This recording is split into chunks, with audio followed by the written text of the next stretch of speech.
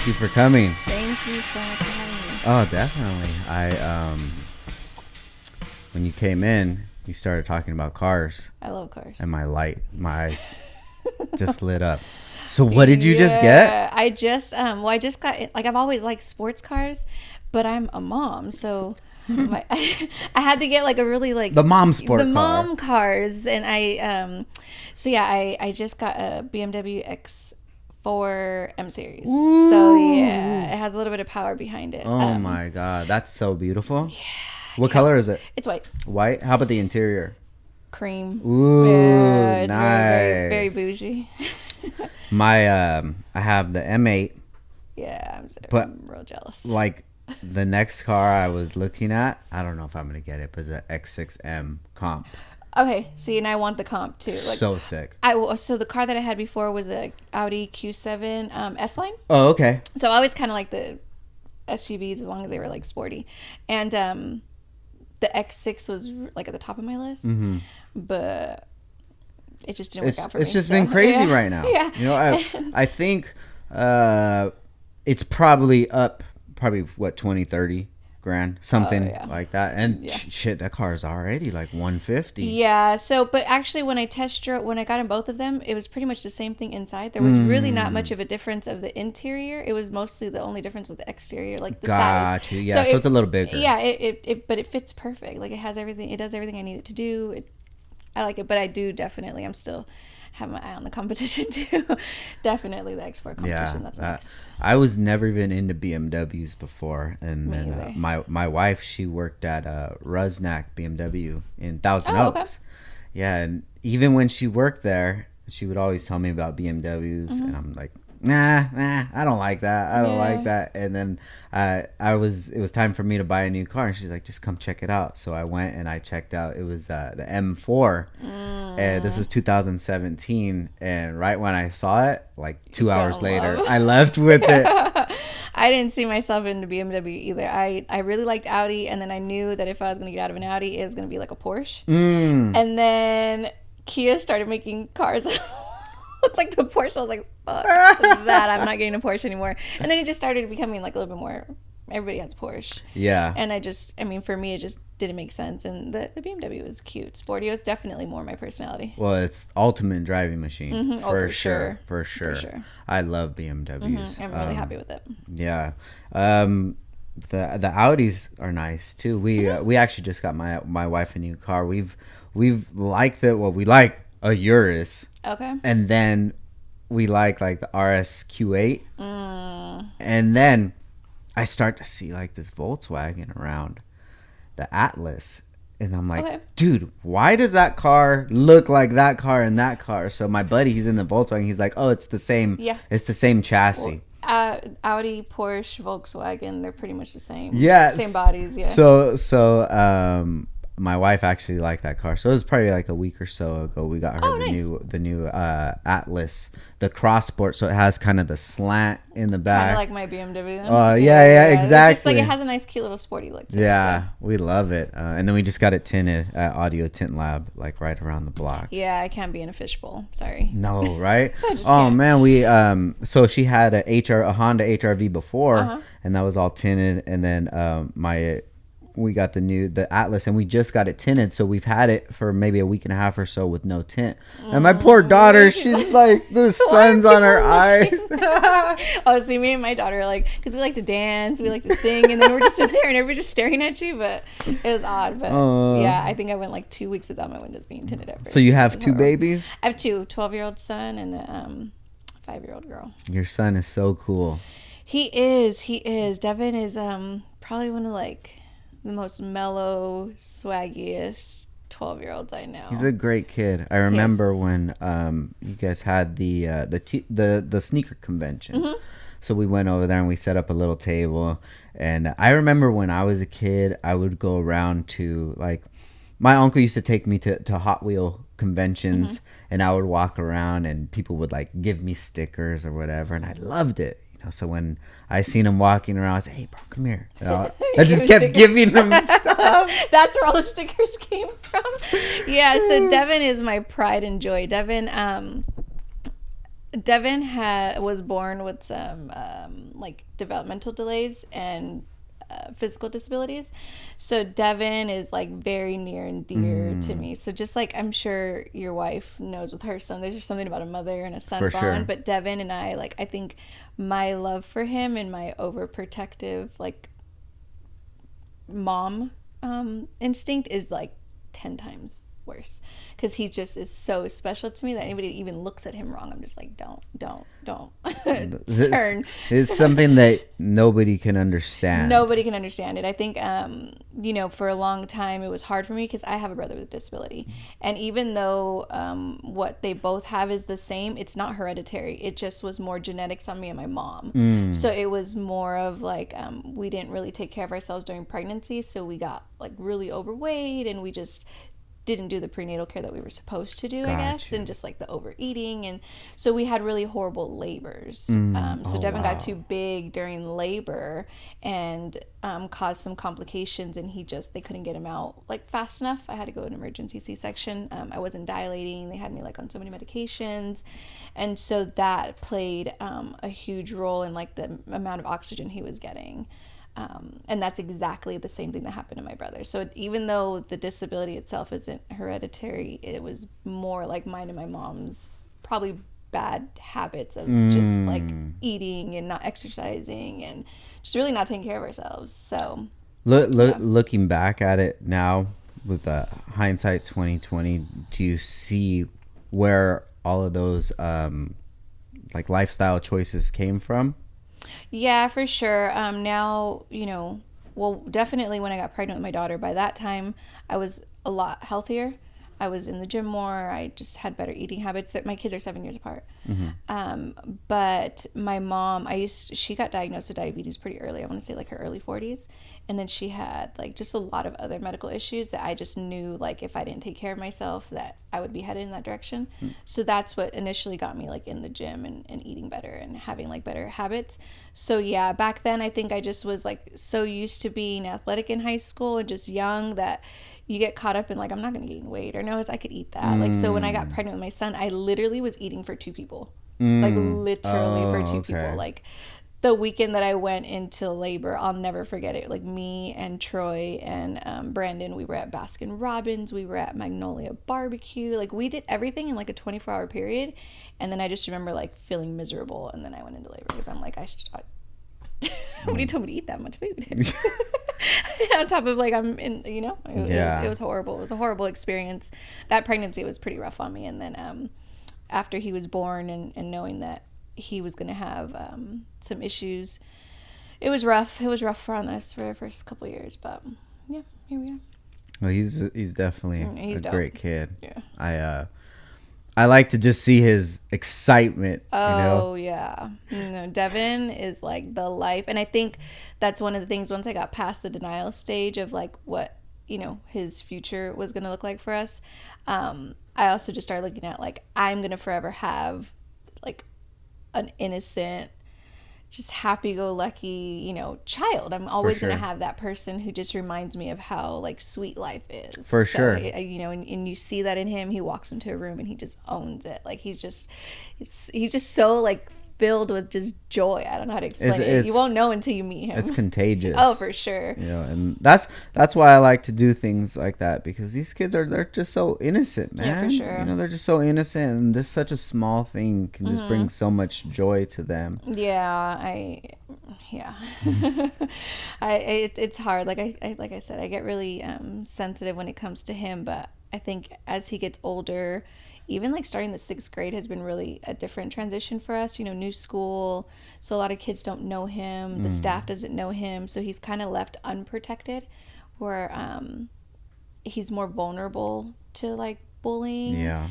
So it's been a rough transition for us as a family, but I personally myself just feel good knowing that I've given him enough confidence to be able to like come to me if he needs anything, regardless of what he may or may not be capable of. Like at least he knows he can always like count on me and his dad. Yeah.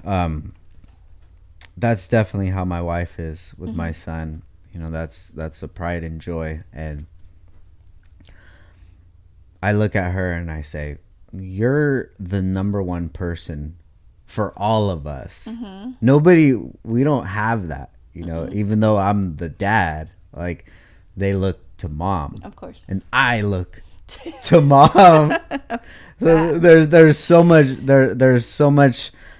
on a mother's shoulders, but the one thing that the mom does have is it's unconditional love forever, for sure, and that's such a beautiful thing. It never ends. And then then I have a daughter, and she just came. I mean, because you guys, yeah. So, and that just comes and it flips the entire dynamic. It's like, dang, like it just, you go from one ride to the next, and they're just both really, really like beautiful.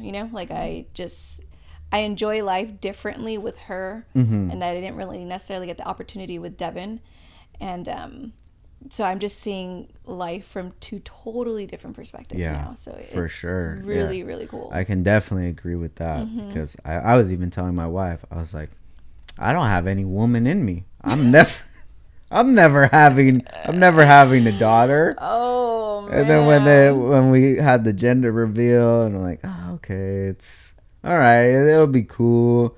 And now like, I don't want a boy.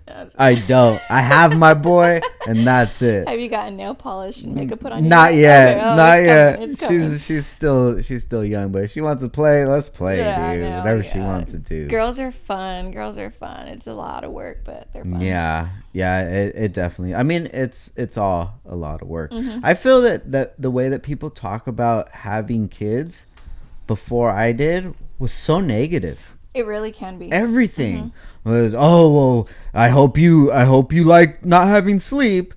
And then now that I think about it, I'm like, I do. That's what you're complaining about, is just not being able to sleep. What about this kid that just looks at you in a certain way and just like brights up your whole life? Gives you something that, like, I know for me, I didn't really have very good childhood memories, and I don't remember being able to like look to somebody. So just to know that like a kid needs me and like looks at me like, okay, love me. For sure. And you just turn around, you just love them. Like I'll lose sleep every day. My daughter is 5 years old and she still sleeps in the bed with us. Aww. Not every night, but I mean, if I don't feel like arguing with her, then that's the gift and the curse. Because when you're in it, it's a curse. I'm like, man, we took her in her bed one night, it turned into 2 nights, 3 nights, and about a year later, she's still in the room. She's still in the room. But then I think if she was in her bed, I'm like, let's go get her. Yeah, right? Yeah. But I think what I have to remind my husband is like, it's not going to be forever. One day she's going to leave the house. For sure. When she stops coming into our room at night, it's going to turn into,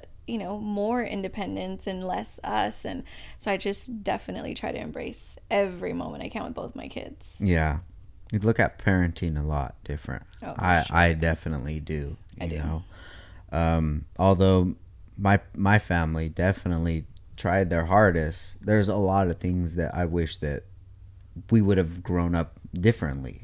But then if I'm going to be so critical, I have to look at everything from everybody else's point of view too, and see where my parents came from, see what their childhood was like, and see if they even had the tools to even have, that sort of dynamic that I was looking for. I feel like a lot of it is like the culture that we grew up in. Yeah. And I have a lot of people, locals on, and it's always like kind of a similar story, is that like life was a little rough growing up, especially coming out of Mexican hashtag. Yeah, coming out of Oxnard and just Mexican heritage. I don't know how they dealt with shit in Mexico. They didn't. That's the point. They didn't. They didn't deal with anything. Yeah. And so they just put it on their children for them to deal with, and then those children put it on theirs, and you just pass it down. For sure. I still kind of deal with that stuff. Like I have my dad that I always struggle with back and forth. We don't really have a good relationship, but I always feel guilty not being a part of his life. Yeah. Because I'm his child. But then like when he, only comes to me because he needs something, in my head I'm just like, don't you get tired of like the same song and dance after 50 years? For sure. And I try to relate and I try to understand, and it's always a back and forth struggle, because now that I have kids, I forget everything they ever taught me or didn't teach me, and I literally only live for my kids. But at the same time, growing up, you are taught like you have to take care of your parents, you have to respect your parents, and you have to do for them, you know, those are your only parents. So it's a conflict. It's still something that I deal with, for sure. I think that, like, the way that I look at life is that this is my chance to design life in the way that I choose to. For sure. So the only constant that I do need to have is my immediate family. I need to make sure everything is good with them at all times. And then everything else, that comes secondary. And if those relationships are causing conflict that is going to affect my home base, I have to distance myself no matter what. And not saying that I do have that conflict with my family, but if I did, I wouldn't. You wouldn't. And I have to do that. I have to protect myself and my energy, because then you get stuck in this spot like success, friends. Well, I've known you since then. Yeah, you knew me when I was when we were on the same page. Yeah. It's not about levels or anything. It's just about the page and the time and what you're doing with your time. You know, so it's like, if you're not bringing any sort of peace to my life, if you're causing me negativity, I wish you the best. I got to step away. How long do you think it took you to get to that place? It took me a long time. It was I started evolving probably 2000, probably when I met my wife, 2012. Started to evolve into the person that I wanted to become. And it probably wasn't about till like 2018 or so where it just started clicking. Like when we got married. For sure. When certain people didn't show up, certain people don't appreciate like us reaching out or whatever. Yeah. It came to a point where I was like, okay, I can wish you the best, but you don't have to be in my life. No. If I've known you for so long, that doesn't matter. Because if you're not bringing any sort of positivity into my life, you're out. Yeah. And most people that I knew from like my old life, I just don't talk to anymore. Because I always like to say it's like the Oxnard mentality. You know, oh, you think you're all bad, or no, it's bro, like I'm fucking working hard, bro. What are you doing? Small town mentality. Exactly. Is what I call it. Yeah, exactly. And I just had to get rid of any of that in my life, no matter if it's friends, family, what have you, because I got me to this situation. Nobody else did. It was just me. And I had to deal with a lot of negativity from people making me feel guilty for trying to better my life. For yourself. No, I feel that for sure. I feel that 100%. It took me a really long time to get to the space that I'm in. It took me until I was pregnant with my daughter, for sure. Wow. It took me until then. And it wasn't even until I was pregnant with her. It's like I was pregnant, and then I found out I was having a daughter. And that's when it, like, I had to get my shit together. Like, sad to say, like, even having my son, I just knew that he had a dad. So no matter what happened to me or what I did to myself, any like path I took myself down, like at least I knew he had like a quality dad. You know, like he had a stand-up dad. Like there's nothing I could teach him. You know, I'm a woman. I don't know anything about being a man. So my decisions aren't going to reflect. You know, that's kind of how, that was the mentality I had. So I was still like drinking. I was drinking and driving with him. Like I just was not in a good headspace. I was still like victimizing myself, and I still had like this victim mentality, you know, like it's other people's fault, not mine, or I'm in this situation because of you. And then it wasn't until I found out I was having a girl, and then I literally was like, damn, like I turned out how I turned out to this point because I didn't have any positive influences in my life. So what does that leave her? Like worse off than me? Or am I gonna like make the decision to be that for her, you know, be the woman that I think I needed around me and be more of a positive influence for, you know, her. Like what would have made me want to be a better woman? Yeah. And so I knew I had to be that for her. And that's when it just like my life started to really like turn around for the better. And then I definitely say about 2 years ago, things just started like being easier. Yeah. I didn't have to try so hard to be a better person, you know? Yeah. Not that I was trying to be a better person, it was just like letting go of years of just like toxic relationships or habits and that victim mentality, it just took a lot of layers that I had to like let go before I could just like be comfortable with who I am now. It's hard to let that stuff go. It is. You know, especially if some of it is genuine. You have genuine reasons to be upset. Yeah. You know? You have to learn to walk away from situations without an explanation, without an apology, without any acknowledgement or any adults really taking like responsibility for what, you know, the situations that you were put in. And it's not easy. It's not easy at all. It was a lot of dark times. It was a struggle, and then being married and then bringing that into your relationship was really hard, because how do you get the other person to really understand if they've never been through it? Yeah. So there was just like a lot of moments where it was just like, but you just wake up and you have no choice but to do it. Yeah. Like there's no turning around, there's no stopping, there's no like, you know what, whatever, it's easier to drink. And maybe that's the case for some women, you know, it's easier for them to just rely on other people or continue to live a life of like, you know, not moving forward and holding on to that hurt. But for me, I knew how negatively that like played a part in how I turned out to be, and it's just not what I wanted to do anymore. I was tired of being looked at negatively, or being, and not even so much looked at, probably people probably didn't even give a shit about me, but I think when you're in your own head, you start to feel insecure. So you're just like constantly like living in like this paranoia stage, like constantly worried about what other people think about you, or you know, wanting to like impress people, but then you really just forget who you are. So everything just becomes a spiral of like a hot mess.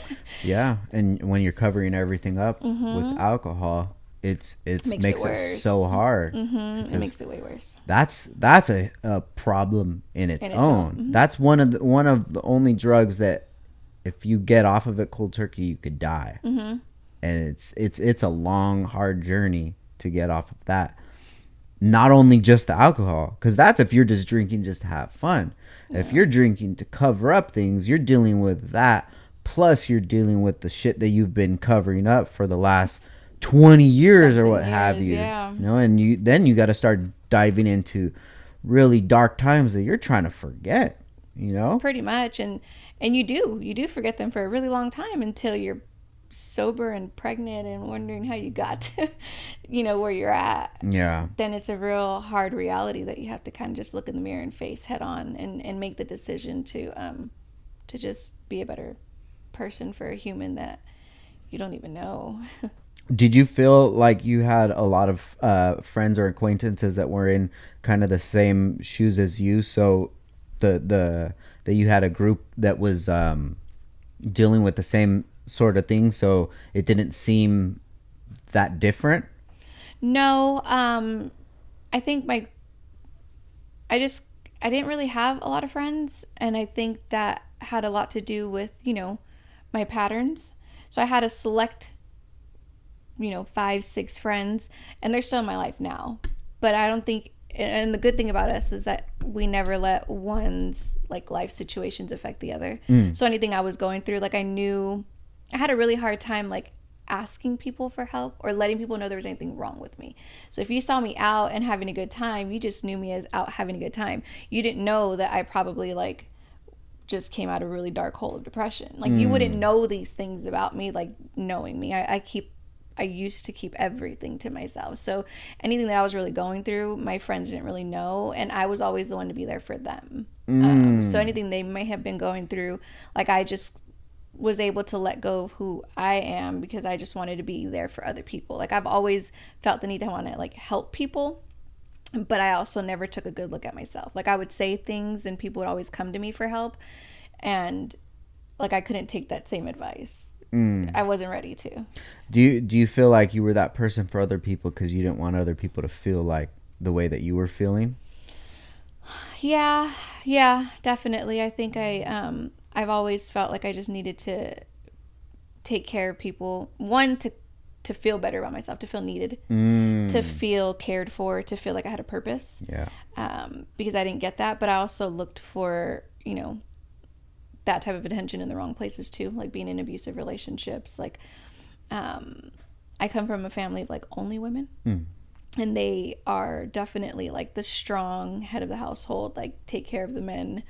Like really weird. It was a really weird dynamic. But that also kind of made me feel guilty when I finally got married and had a husband who took care of me. So then I had them in the back of my mind. Like I wasn't, basically like you wouldn't have what you have if it weren't for your husband. So I was really conflicted for years, because it was like I thought I was supposed to be a strong, independent woman, doesn't need a man, take care of my own bills, I pay my own rent. And now I'm like taking the back seat to a man and helping him fulfill his dreams, and, you know, letting everybody praise him for everything that he does and give him credit for like where my life was. And it wasn't until I kind of like stopped seeing myself as a backseat passenger and just started seeing myself as like not the driver, but like partner. The car. Yeah, like, for you're sure. not driving this car, you know, alone. Like, you know, you can't go anywhere without me. You know? Without you, there's the motivation. Yeah. So it's like that took a really long time for me also to overcome. So on top of like dealing with like childhood trauma, like that played because I think like people in my family didn't really see me as like somebody they could respect. So letting some of the negativity that they would kind of like project onto me, and now looking back, it was probably jealousy. Like they didn't know what it was like to have a man to take care of them, or do for them. Like they were always doing it for them. Yeah. So I think once, you know, letting that projection onto me and it play into my insecurities, once I was able to finally like accept that I am, you know, someone and I'm a really important someone in my family, then that's when things started to get a lot better for me. So can you look back at these women's lives and see how they came to that conclusion that that's how they wanted to live life? For sure. I think a lot of that is like generational, you know, curses and traumas. And I respect them so much because they've been through a lot that maybe most women probably wouldn't be able to like handle. You know, they definitely put themselves in situations where they had to be strong for themselves, you know, be providers. And then when the marriages didn't work, then they had to take on now the responsibility of the children that they didn't make alone. Yeah. So I respect them so much, and it did, you know, play a part in who I am. And I do have a lot of independent like mentality, you know, that I think I had to find the balance between being a strong wife and then an independent woman on my own. For sure.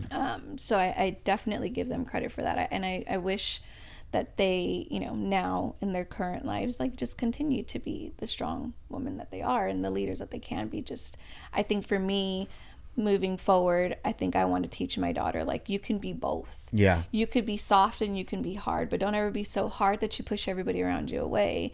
And don't be so soft that you let people walk all over you. Like, you have to find a really good... For sure, you got to find a good balance. Balance of the two. Yeah, that's what we were talking about earlier. That's just, I think that's what life is about, just trying to find a balance. You know, that pendulum, you want it to swing as least as possible. Yeah. In the past, goods and bads, it was swinging like crazy. Mm-hmm. You know. And what you were saying about you know, feeling like you're taking a back seat, mm-hmm. I can see the perspective that you see that from. And sometimes my wife feels the same way, mm-hmm. because she says, well, I feel like I'm not providing because I don't work and you're always at work and stuff. And the way that I see it is like, we're doing two jobs for the same goal. Mm-hmm. Whether mine's monetary and yours isn't, that doesn't matter. Because if your job wasn't done, my job would be so much harder. For sure. She's raising the children. She's taking care of. She's raising my daughter. Mm-hmm. She's picking up my son from school. She's soccer practice or whatever. Like, I don't look at that as having no value. No value. A lot of people do, though. You know, sure. I'm the man. I got to do this. I got to do that. When I get home, I need this. I'm like, bro, what kind of dynamic are you trying to build here? Are you trying to have somebody? What tone are you setting in your house? Exactly. And you know what? I think we're doing a great job, because when I talk to my son, he'll say like, yeah, when I go to so-and-so's house, like, they call each other by their first names. Like I never see them hug or kiss or nothing. And it's like nobody's like you guys, like mom and dad. And that's like we did a great job. Yeah, that's winning. We're winning. That's winning for sure. Exactly. So however anybody else sees it from the outside looking in, I mean, it doesn't really matter. You know, everybody's going to have their opinions, but at the end of the day, as long as these four people are happy with each other, everything's great. Then we're good. I'm good. See, and I think I still struggle because, I mean, I met Brandon 13 years ago now, and he was coming out of a situation where it was like a sink or swim for him. He was like, I have no choice but to swim. Like, I can't fail. I have so many people like rooting for me to fail. Like, I have to win. And so, and I was kind of like coming out of a situation that was like not benefiting me, and I was like, okay, cool. Yeah. Like, let's take this ride together. And just seeing how much he evolved so quickly, and like this entrepreneur mindset that just like flourished overnight, because he really had no other option. Like, he couldn't go get a 9-to-5. Yeah. He just, his situation, just he couldn't go to 9-to-5. It's contagious. For sure. It's contagious. So on top of me trying to figure out like, or taking the back seat for some time and putting my goals and my dreams, you know, on hold so that he can pursue his, and then like that just like, okay, I'm supposed to be waking up early now.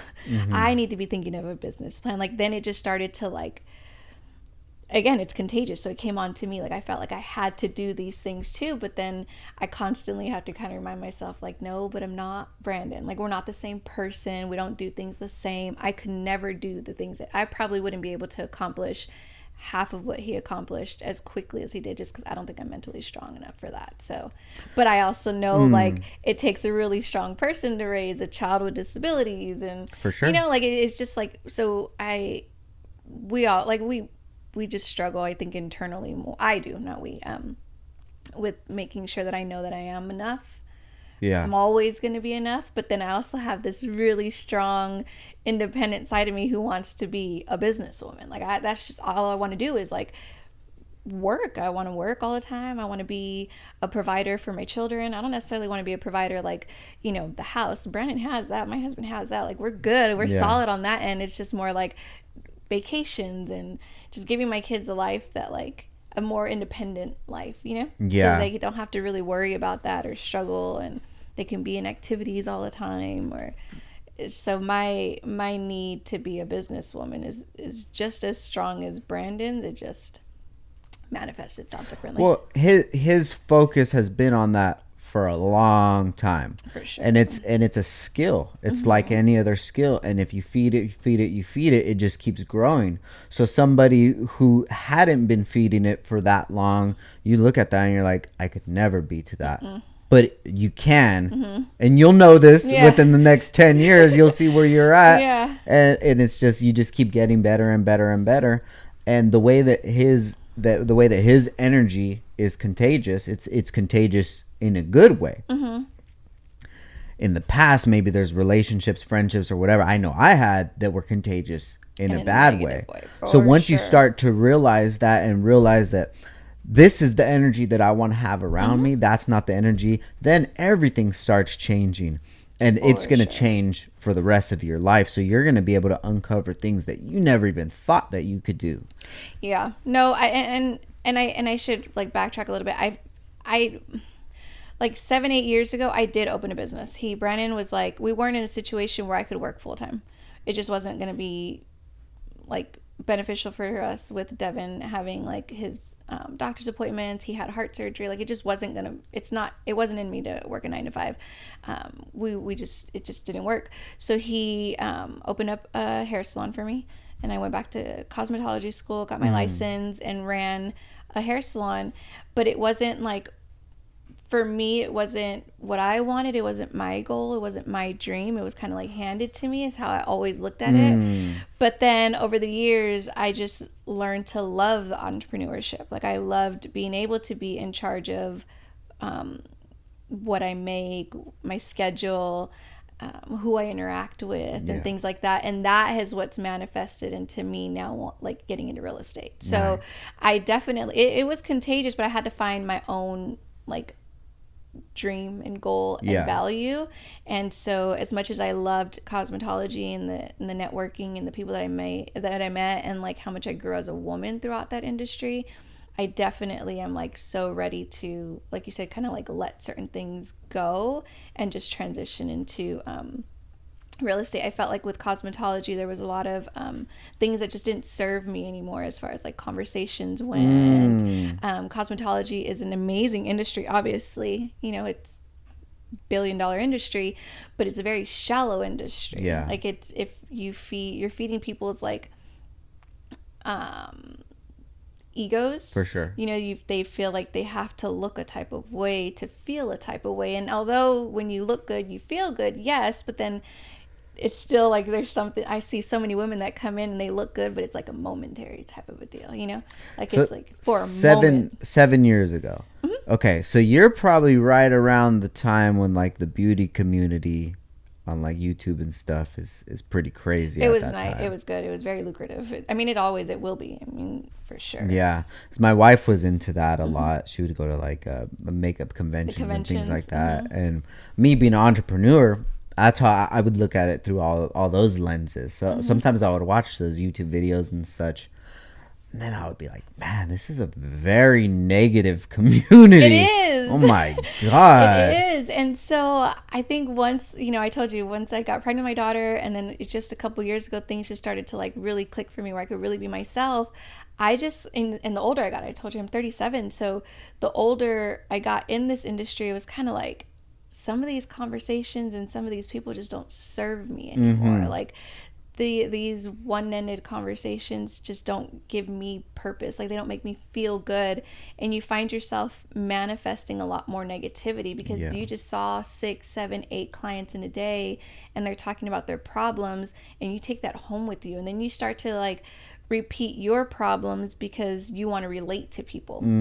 But you're relating to them on such a negative level that you literally are manifesting bad stuff. Like you're just, if you had an argument with your husband but you repeated it like 15 times in a day, then you're going to go home and still be upset because you just had 15 women validate how you're right.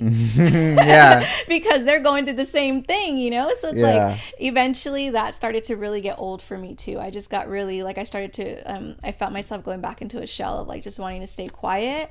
And and then real estate, I just really like being around people who are like goal oriented. So if you meet somebody who wants to buy a house, they have a goal, they, you know, they save their money, like they're excited, they're moving forward. This may be like their first time in their family that they ever were able to purchase a home. They may be the first person their family to purchase a home. So to be around that excitement and to like be around people who want to grow and provide, like that to me was more appealing than somebody who just wanted to feel good for the day. Got it. So when you had the salon for the 7 years, what's the thing that actually got you where you decided this is the path that I want to be on as an entrepreneur? And I'm gonna figure out which way that I want to go. But these were the things that made me not want to turn around. Definitely during the pandemic. I didn't really appreciate prior to the pandemic how much money I made.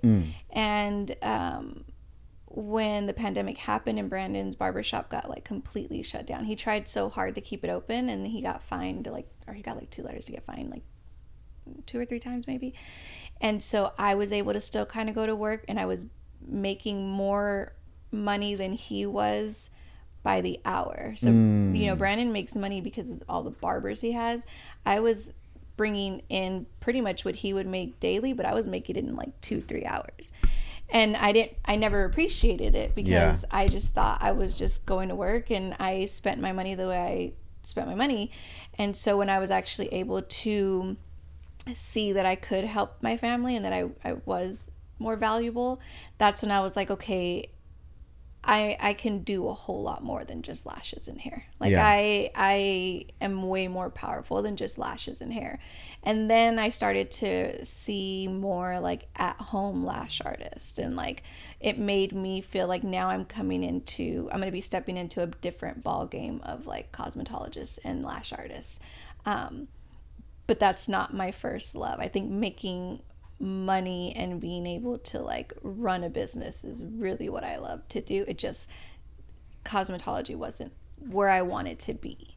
So when did you even get an idea of real estate?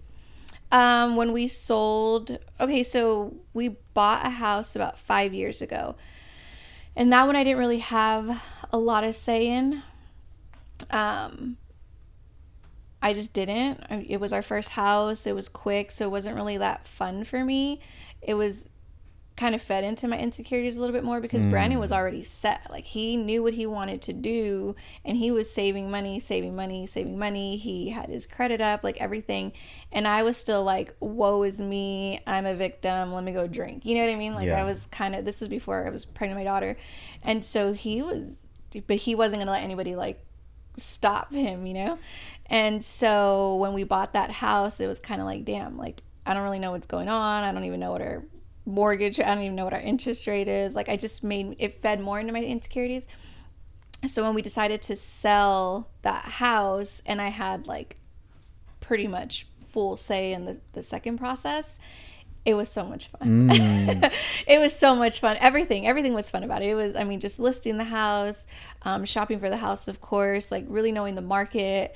I never, ever, like, I am horrible at math. So I would have never considered myself like a numbers person, but I'm definitely a business person. So to be able to, like, read the market and have these like different conversations about like economics. Yeah. It definitely got me excited. Do you feel like these kind of conversations and situations that you have, it's like more mature and there's more substance to it? That's why it has like attraction to you? For sure. I feel like because I never, and again, these are my own insecurities. For sure. So because I felt like I was never respected or perceived a certain way, and that probably had a lot to do with just my playful personality and never really being too serious. I was always really like joking, having fun, you know, the life of every party, and I never took myself seriously enough. For me, yes, feeling like more of a businesswoman outside, because I feel like anybody can be a cosmetologist, like that anybody can just do things, you know, like anybody can do nails, anybody can do hair. It just takes a little bit of time and some skill. Like, it doesn't take a lot to develop that.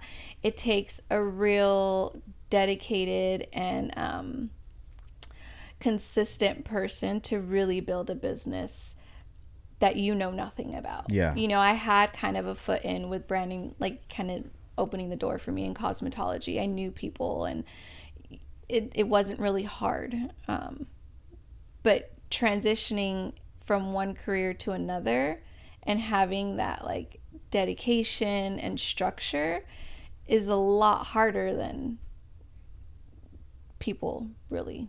Yeah. Like, I think that saying where people say, you know, if it was easy, I mean, if it came easy, everybody would do it, or whatever, however you say it. So transitioning isn't easy.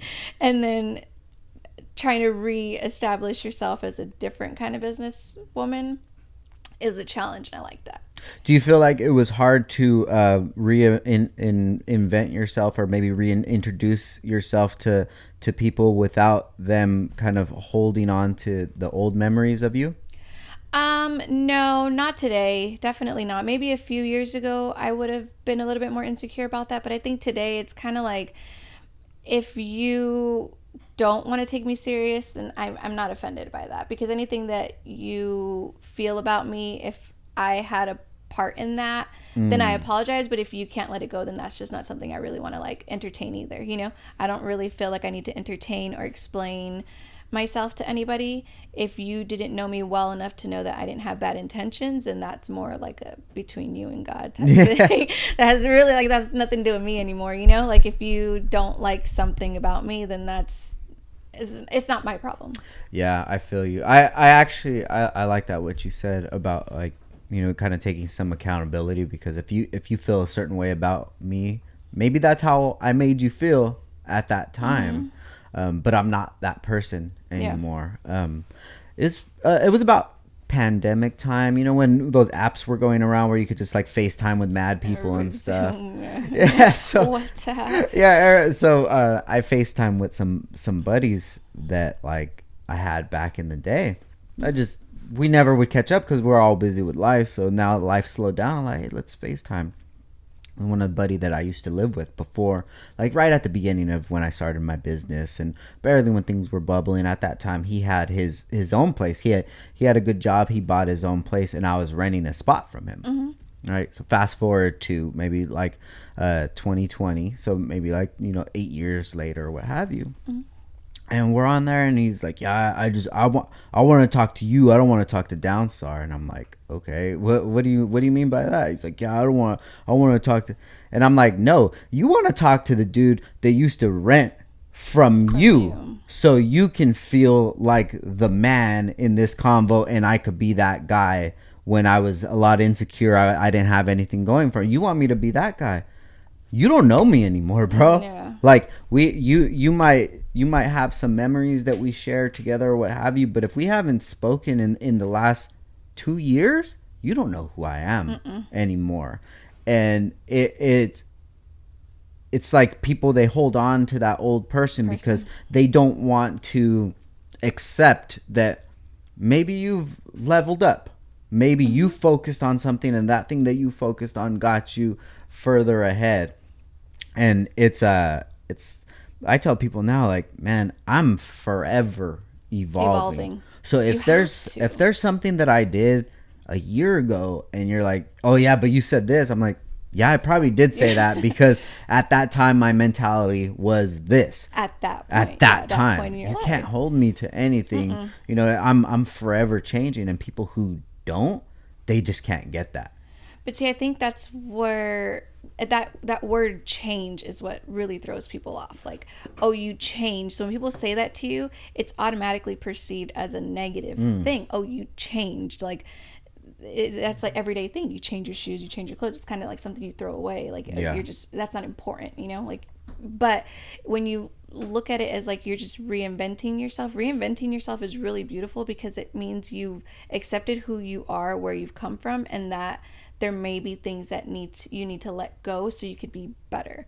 Like reinventing yourself and constantly evolving. Like you can't possibly want to be the same person at 37 that you were at 22. For sure. And if you do, then that says a lot more negative about your character than it does about the person that has grown. Yeah. Like people who look at other people like, oh, they've changed. Like, how? I mean, unless you're out murdering people or like outside of food for less, because your circumstances really had you fucked up, then what? Like, why is there such a negative connotation around like evolving? I wish a lot of people would evolve. Oh, for sure, because you see so many people with so much potential and they just don't. The way that I look at it is that anybody can do this. Anybody could change their life and their circumstances around. But you just got to deal with that shit that you have in front of you. That's holding you back. For sure. And nobody can deal with that but you.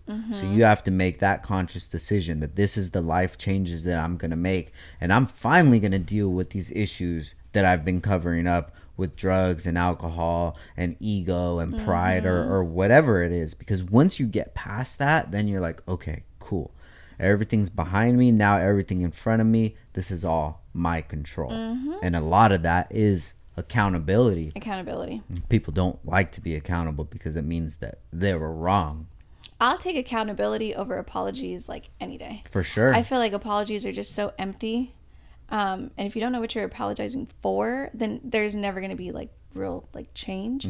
So to me, accountability is like huge. I don't need an apology. I really don't. I just need you to acknowledge that there was, miscommunication between us or acknowledge that your behavior may have not, been okay with me. You don't have to apologize. Like I already forgave you. Yeah. I can forgive you because that's more about me, but acknowledgement is just like, and accountability is really, really key and important, I think, to anybody's growth. Yeah, definitely. That's one thing that really helped me grow a lot is just being accountable and just being accountable to another level where it's like, even if I'm in a situation where it wasn't my fault, that I put myself in that situation, it is my fault. It is your fault. Exactly. It is my fault because I chose to be around this person who has negative stuff and they have negative energy, and then whatever, the fight happened or that was me So I need to know that every situation I put myself in is something that is not going to get me in a bad situation. Exactly. You know, even if it turns into something as simple as like cars. You know, I love cars. Going out to like car meets and stuff. Like that's not the safest place to be. No. Especially when I have a family at home. It's like, nah, bro, I'd rather be at home because that like things can happen there that are out of my control, but I'm gonna have to be accountable for it because that's what I chose to do on that Thursday night. And I see that with so many people that there's times for accountability and they don't take it. They run. And when you run from that lesson that you're supposed to learn. So that's going to keep happening over and over because when it comes down to it, you're just like, it wasn't me. It was that. It wasn't me. It was that. It's like getting caught and you just like hands in the air, deer in the headlights, and you just want to run. And I get it. It's so easy to do that. I think for me, until I really like took a good look at myself and peeled back all those layers, it was easy for me to blame my dad. It was easy for me to blame my abusers. It was easy for me to blame my mom. It was easy for me to blame everybody else around me but me. Yeah.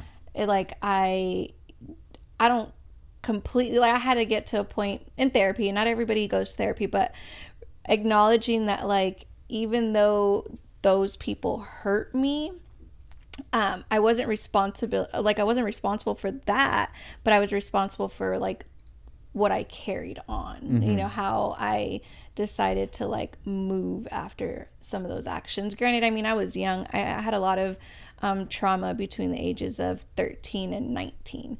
So those years were like, I mean, no teenager should ever, like, I wish that on no teenager. I went through the most abuse in those years. But then 20, 21, 22, 23, 24, like those were the years that I could have made a difference, but I still chose to like hold on to, you know, what happened to me in my childhood. But I wasn't taught to like go to therapy. I was taught to just brush under a rug. It never happened. Like out of sight, out of mind, and you move on with your life. But yeah, looking back and just telling myself like, you really need to just like forgive yourself for those things and forgive those people for those things and stop, you know, blaming A, B, or C. That's really when the real work like started to come through. Yeah, because you're finally giving yourself a chance to move on from it and not saying you forget. You don't forget. You're never going to forget that. But you're not going to let it keep controlling you day to day. It's dangerous. Yeah, for sure. It really now, is. when you decided to go to therapy, did that benefit you a lot? It did, because I had been putting it off for so many years. And like I said, when I got pregnant and I found out I was having a girl, the therapy for me at that time, I wasn't ready for. So for me, it was a lot of, it was isolation, but in a good way. So I was having breakfast with myself. I was going on you know, Seabridge. That whole walk around Seabridge is like 2.5 miles. Okay. So I was doing that daily. So for me, it was like kind of like shutting out everything that I would use to cover up my problems. So getting away from friends, pulling myself away and not making myself so accessible to people, and just really kind of like reflecting on what got me to that point. And then after I had my daughter, I got into therapy. I felt weird about going to therapy and being pregnant. I didn't want anything like traumatic Got you. to resurface for sure. or like, you know, put any stress on my daughter. So after I had her is when I really like, I probably did about 2.5 years of therapy, and then that got really deep. That got really, really deep, but it was really good. Like I knew I needed to like bring those things out. And so I actually had an opportunity at Oxnard College, because I went back to school at that time, to give a speech about some of the abuse that like I did endure. And it was really powerful for me to be able to like share that and not be ashamed of it and have the support of my husband, but then also get the messages that women like were in the same situation but don't feel like they could talk about it. And you would be surprised. Some of the women that DM'd me, I was like, I just saw you a week ago. Like, you're good. Like, what? You're so like you're just this great person, and like you wouldn't even know that some women went through some of the things that they went through. So that's when I knew I was kind of like unique and I could help people outside of just like doing hair and doing lashes. Like I knew I had a lot more to offer people than just that surface level stuff. So when you went for the 2.5 years, was it like a weekly kind of thing, or? Definitely, it was weekly, sometimes twice a week, really just depending on my moods. I had a lot of triggers still. I wasn't really ready to let go of my dad. I wasn't ready to let go of my sister. Like there were just certain people that I felt like I needed to have around because that's my job. That's my role. Like I'm the older sister. I'm the oldest daughter. I'm the oldest granddaughter. I'm the oldest niece. I felt like I have to keep people together. So for a while, like even though I was the glue, I never really understood that like I didn't have to be. Yeah. Like I shouldn't have been, like I shouldn't have to be positive for you to feel good about yourself all the time. Like I'm getting the shitty end of the stick for sure. constantly. For sure. Like, and I just took it. Like I literally just took everything that was thrown at me because I felt like I had to. I didn't think I was in a position to say otherwise because so much negative was attached to who I was that I was never really given a space to grow and evolve as a woman or like a mom or a wife. I felt like I was always going to be the abused child who just drank and was like promiscuous. Like I felt like that was just it. I was the fuck up, And so that stuck with me for so long that I felt like in order for me to make those wrongs right, I had to like endure more abuse, but on a different scale. I feel you on that, man. That's a lot of deep stuff to have to deal with. And you're right. There's a lot of women that I'm sure they're just bearing it just because they think that they need to be strong. And although you do, is you don't have to carry that weight. Carry it, yeah. And it's good for people just to come out and share these. I was telling you even before that I've had a lot of like guys get emotional on the pod because they're not used to talking about their life, especially entrepreneurs. Like they have to be tough. They have to be the one that's leading the ship, and they can't complain to anybody. And a lot of the time that I'll feel like that too. And I'm so grateful for my wife that she's given me like a safe space where I can be vulnerable to her and let her know like that I feel this certain way or feel that way. But it's hard. Yeah, no, like you were saying earlier too, like you feel like you have to go to work every day and provide, and you have all these people that you need to take care of, your wife and your kids, and then but it's really important. I tell my husband all the time, and just this past year we've been working on like you have to be able to say when you're not happy either, like because just I may be happy and the kids may be happy, but like I can't look at you every day and think like you're not happy. I'm your wife, but I'm your best friend too. Like I had to really kind of because Brandon, once he's in his zone, like good luck getting him out. Like he has tunnel vision. It's the craziest thing watching him work and evolve because he just, once he has his eye set on something, like that's it. Brandon just like locks away until he achieves it, which is so admirable, but he kind of gets lost in it too sometimes. That I have to kind of like bring him back out and be like, are you okay? Are you happy? Are you fulfilling your own needs? Like, we are, what's good? So I have to keep. When I'm in that situation, even if I'm not happy, I feel guilty for saying I'm not happy because I feel like, I don't even know, like, that my wife is going to take it that she's not making me happy. Yeah. And I don't want to ever make her feel like that because a lot of the time when I'm not happy, it's just me, and it's me in my head and my anxiety and just everything just building up. And it could be something that doesn't even make any sense. But to me, it's just going over and over and over in my head. And I'm just like irritated. Yeah. And then like my son says something or my daughter and I answer in a different way. And I'm just like, damn, dude, that's the only way I'm like that is because what's going on internally. In your head, It's not because of anybody else. Yeah, we've had those conversations, and he kind of has the same thought process. But we've been together 13 years, so I kind of know. I just know. You just know your person. So sometimes me like making him feel comfortable is like maybe like holding whatever I'm going through for like a week or two, or just kind of like filling him out, because we all handle stress differently and anxiety differently. Yeah. I'm very vocal. So if I wake up in a bad mood, you're going to know, because I'm going to say, I'm in a bad mood today. Give me my space. So he'll know. He gets a forewarning. With him, it just looks like maybe, you know, being a little bit more tired. So I think just really that communication, though, has to be there. So when he's ready to talk to me, like, I'll let him know, hey, are you good? Like, what's going on? Or I'll shoot him a text throughout the day. Yeah. And he'll come around eventually, but it does get hard. It gets hard because you're two totally different people who have this huge responsibility, right? Like, you have your kids, you have a house, you have business, but you still have to like be able to be yourself. Yeah. And I think for me, that's so important, because for so many years, I felt like it was so important to be this other person, to be accepted, and to be like, I needed to prove that I was worthy of like being a mom and being a wife.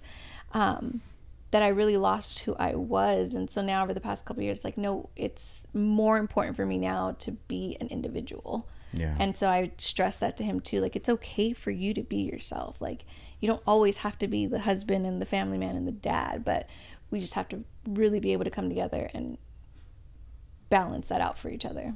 Yeah. I mean, it's easy said, but then when I like get home and my wife's been watching Frankie all day, picking up Christian, and I get home and I've been working all day, but she's been working all day. So I'm like, all right, well, let me get Frankie, go ahead and go relax, because I just want to make sure that she's good. I want to make sure that she's happy. She's a minute to herself. My happiness is always secondary, which is my choice. I make that it's secondary, because like I was saying, I wasn't always like that. I was a very selfish person because of the way that I grew up. I needed to be, because nobody else was worried about me. I didn't have any friends. I didn't have anybody who was worried about what I was doing, minus my family, who just made sure, my mom and my dad made sure that I had, you know, the basics that I needed. But when I was off, I was at school, I had to figure it out myself. And I always say, like, I didn't have no friends. I didn't have nobody I was hanging out with. I didn't have a table. I was just, you know, I was in the classroom. I was doing homework. I was watching a skate video, because the teacher would let us watch videos in school. So I've always been that person to just take care of myself and make sure that I was okay. I was always responsible for my own happiness. And that manifested into, like I was saying earlier, when it's my world, you're living in it. And I've told exes that before, and I actually genuinely felt like that. You're around when I need you around, or what have you, because I'm not going to give you the power to hurt me. So I had this ego in this shell. And then when I met my wife, I still had that feeling, but she just didn't give up on me when others did. And she was able to communicate it to me, where I understood that I made her feel this way. And I felt the moment that I met her, I knew that this is the person that I wanted to be with at that time, which ended up turning into forever, you know. So it wasn't something that I just wanted to throw the towel in. So I respected her opinion. And then slowly but surely, I started to realize, like, damn, the way that I make her feel, I don't want to do that, which took away from me being selfish. So she'll tell me, like, you know, you just got to do things for yourself. But then still in my head, when I do things for myself, that means that you're going to be here with suffer, the baby for a while. And I'd rather suffer, you know, as long as I have that time where you guys go to sleep, I can smoke, chill, listen to music for a couple hours. I'm good. I'm good. I'm happy. But men are way more simpler than women in that aspect, for sure. I think men are definitely more complex, but definitely simple in what feeds you guys, you know. Because Brandon's the same way. He goes to the gym. For him, that's good enough. That helps with his anxiety. That gets him out of his head for an hour. And then he gets home, and he doesn't do video games or anything like that. He's just more like, I want to chill with my family. And it took me a really long time for me to accept that was his way of feeding himself, was just being around us, because him too, being a barber and meeting so many people a day, you know, that manifestation of negativity kind of carries with Oh, you. especially, yeah, for sure. So, you know, it took me a really long time for me to understand that, yeah, when we get home, we are his piece, even if it is just us yelling, me and the kids, because it's always just me and the kids and I, yelling at each other or playing or whatever it is we're doing, dancing, just being silly, like, and him just sitting there and just being in the same room as us was enough for him. Yeah. And for me, I didn't understand that. I was like, no, don't you want to go have dinner with your friends? Don't you want to go to the club? I don't want to hang out with none of them. Don't you want to be at, you know, like a bar and looking at a girl? Like, it's okay. We're human. Like, I know well, it's okay. And he's like, no. I'm like, yeah, you're lying. Yeah. But no, now just really getting to know each other. And that, you know, always changes too. Like, nothing's ever the same. Yeah. You know, at 27, I don't have the same feelings for him that I do at 37. And it's just life and marriage and everything is just so hard. Yeah. It's complicated. Life is going to be hard anyway. Yeah. You just got to choose who you want to do it with. For sure. And choose the kind of life that you want to be hard. Because it could be a hard life where you're selling homes, or it could be a hard life where you're just working at Walmart. Yeah. And that's where I say, like, cosmetology was great. It really fueled and, like, really helped me figure out who I wanted to be as a woman. And that I did really love being in business. And I really did. At first, I was like, I can't be an entrepreneur. Like, I would wake up at 2-3 in the morning and I was like, no, why do I have this kind of stress? Like, why am I brainstorming? And I would wake up and just write in my phone, like, all these ideas. And I'm like, this is really weird, but that's what Brandon would do. Yeah. So I'm like, okay, so this is something, like, this is exciting. It is. And then when you first open a business and you first start something, you just have so many different ideas and it's so fun. And that's, like, the best part about, you know, entrepreneurship is just, like, being able to create that for yourself. But I also knew that it just wasn't in the beauty industry for me anymore. Yeah. It's always good just to dabble in other things and see where you want to go.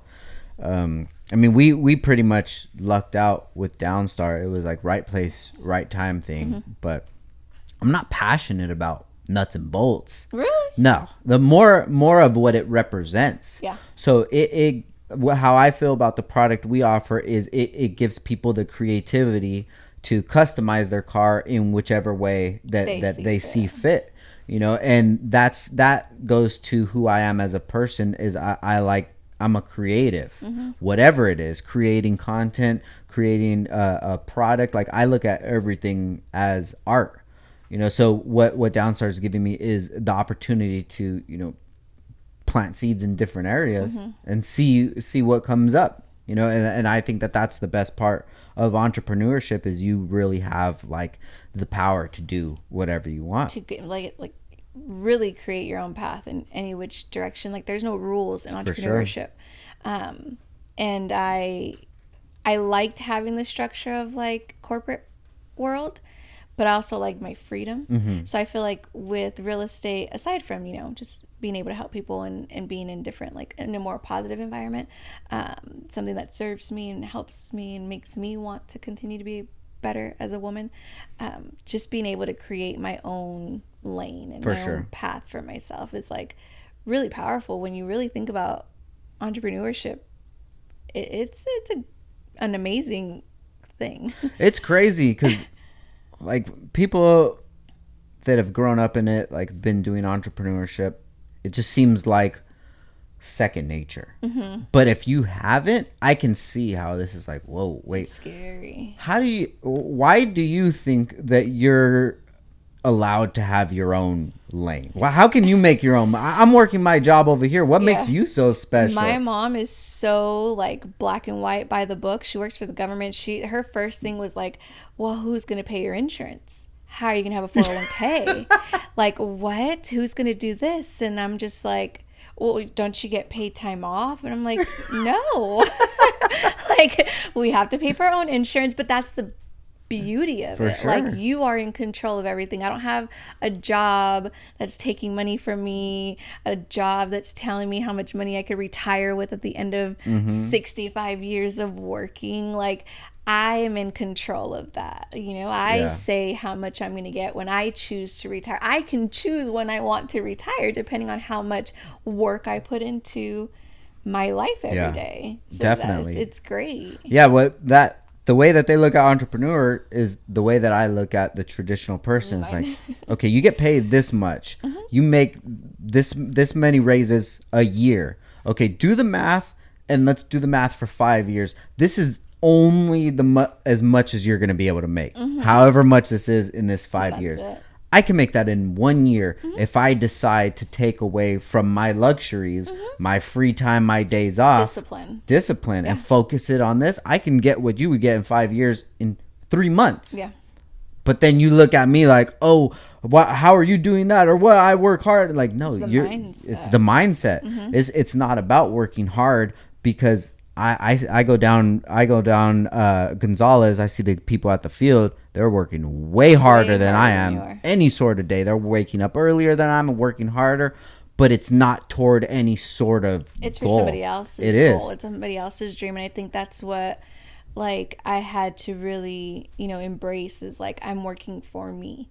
Whatever I decide to do, going back to a 9 to 5 isn't going to serve me a purpose. Putting a cap on my worth and what I'm seen at, like, valued at, like, being able to put a cap on that, like, that doesn't make sense to me. Like, I wasn't here to build somebody else up. Like, I'm here to live my life, to live my purpose, and to put a value on myself, so that to me, there's no greater feeling. Yeah, once you get to that point and you realize that's a beautiful thing, for sure. And that's one thing that I always try to preach, but I don't know if it always comes off well, because it's always like, well, it's easy for you to say. That response is so annoying. Like, and don't get me wrong, because I'm very traditional too. I grew up in a very traditional, like, Mexican Catholic home. I definitely believe in going to school, going to college, getting education. Like, but now that I'm on this side of it, and Brandon's on, that side of it as well, I still feel like, and maybe it'll change in 10 years when I get to know my daughter a little bit more and her personality. But, right now, telling her, like, going to college and getting education, getting good grades, like, that on top of being a good person is still really important. Because I don't want her at 18 years old still really like, well, I'm going to take a year off because I need to figure out what I want to do. Like, no, because in that year you could still accomplish so much in school. You don't need to just sit at home and try to figure out. I meet so many, like, 20, 21, 22, 23-year-old girls in, my line of business now that are just living at home because they haven't figured out what they wanted to do, when you just wasted 3 years and you could have already had a degree. And maybe in that time you could have figured out what you wanted to do. I'm not saying you have to go to college and get a corporate career, but I definitely think, like, if you're going to waste time, it should be productive time still. For sure. Yeah. I don't really condone in wasting any time. Even the times that, I say I am smoking and stuff, I'm doing something. I'm cleaning. My house is spotless when I smoke. My wife is so funny. She'll just be like, oh yeah, I just washed all the dishes. Brandon will come in, he's like, you smoked today, hon? I'm like, can you smell it? And it's just like a candle. Like, no, and I'm not like a big smoker, but there's just mood. Like, I feel like that gets me in the mood to do a little bit more than I would, because then I would feel really guilty just being there, sitting there high. Just sitting there high. My kids are staring at me. Like, let me just, like, do something so they don't know I'm high. For sure, but I'm listening to a podcast or something, or coming up with ideas, and it is productive, and that's how I look at all my time. Is I want to do something that is productive. I don't know about you, but maybe, like, when you were younger and you maybe aren't where you are now, when you got high, could you still enjoy your high? Well, I couldn't. I think I was a very late bloomer. Okay. I probably didn't like get the positives of smoking till I was maybe in my mid-20s. Oh, okay. And that was, I smoked with my buddy Zed, and we went to Toppers, and I was like, wow, this is delicious. And then it was from then I was like, I love this. I love it. No. But yeah, I only smoke at night, and that's just to just calm me down. Because if not, I'm going. Yeah, I can't smoke unless I'm just in a really good space. If I have any type of, like, stress or drama, like, I feel like smoking will for sure, like, enhance that negatively. So when I'm on vacation, I can, or the kids are spending the night at my mom's house, and it's for just sure, like, me by myself, then yeah, I feel like I could just, like, let loose and relax. But I feel like now I've adopted it more of, like, a fun thing for me. For sure. because Brandon can't smoke. Oh, really? Yeah, and it's so funny when people will ask him, like, yeah, no, it's just me. I'm just crazy. He can't. He just can't. Does he drink? Oh yeah, we have a tequila bar at our house. Oh, nice. Yeah, so he has like his little bar set up and everything. Yeah. I haven't drank since 2010. Oh wow. November 2010. Oh, wow. Yeah, that was, years. And that was one thing that I just saw as a child, the negativity that drinking would cause. Mm-hmm. Me drinking in my young age and nothing really positive coming out of it. Being in these like relationships that, I mean, weren't really benefiting anything, hanging out with these people that it didn't benefit anything, and then just like the worst was hearing the next day like, oh man, remember this? And I'm like, no, I did all this so I don't remember. Don't tell me don't tell me about it. I don't want to hear about it. Yeah, that sometimes I like my dad's an alcoholic, and he growing up really bad, so my memories of him were always like poker nights, and all him and his drunk friends like giving me a quarter for every beer that I refilled for them. But then it would end with him like peeing on my mom, or like peeing in a corner, or just being really abusive and like putting the house in shambles. So for me, alcohol does have a negative, definitely, but I also do enjoy drinking. Yeah. It just took me a long time to be able to enjoy it in a good way versus like I need to cover up my problems. Yeah. That took a while because I would definitely abuse it before. In the last 12 years, I haven't drank. Who knows if I got drunk? I'm pretty sure I would be in a way better headspace now. Then, yeah. But it's just probably not something that appeals. Nah. Yeah. I like having like records too. And I'm proud of that one, so I don't want to stop that one. Sometimes I'll stop stuff and my wife will be like, why don't you just have a soda? I'm like, no, I can't. It's like, you have a Red Bull. It's worse than that. I don't care. I don't want to. Because I used to, when I worked at Best Buy, all I would do is just drink soda all the time. I'm not drinking soda. Soda represents to me like poverty and not knowing about your health and just being bad and never having water at home. Yeah. But I feel that way about pork. Pork? Really? Yeah. Oh, I can't give up pork. Yeah, no. I'm like, meat, just something about meat as I've gotten older is so gross to me. And then it's even nastier when my daughter be like, but that's a chicken, that's our friend. I'm like, yeah, that's pretty gross. But yeah, something about pork and beef. The smell of it, the texture of it. I mean, yes, it's good if it's fried, I guess, but that's how I feel about meat. Well, that's the good thing is gross. Everybody could just like their own things, whatever they like. I got Brandon to stop eating it though. Really? Yeah. So he doesn't eat meat at all? No, pork. Pork. Okay. He's on a good one right now. I'm actually really proud of him. I think the only pork is bacon. I'm not supposed to eat bacon either because I have some shit. See, there's so much negative with meats. Yeah. Like, why don't more people just start cutting it? Yes, it tastes good, but again, I think it might depend on the type of meat. But who knows what the hell they're even putting in our food now. That's why. I mean, I stopped when I got pregnant with my son. I would just vomit at the smell of anything. So that ground beef was so easy to. I haven't had ground beef since I was pregnant with him. Oh my god! I switched to turkey. Oh, okay, turkey. That's good. Turkey and chicken I could do, but beef, like just the smell of it when it's cooking. I can't do it. I've been. Well, my wife cooks really good, and she uses good ingredients and stuff. So she's introduced a lot like.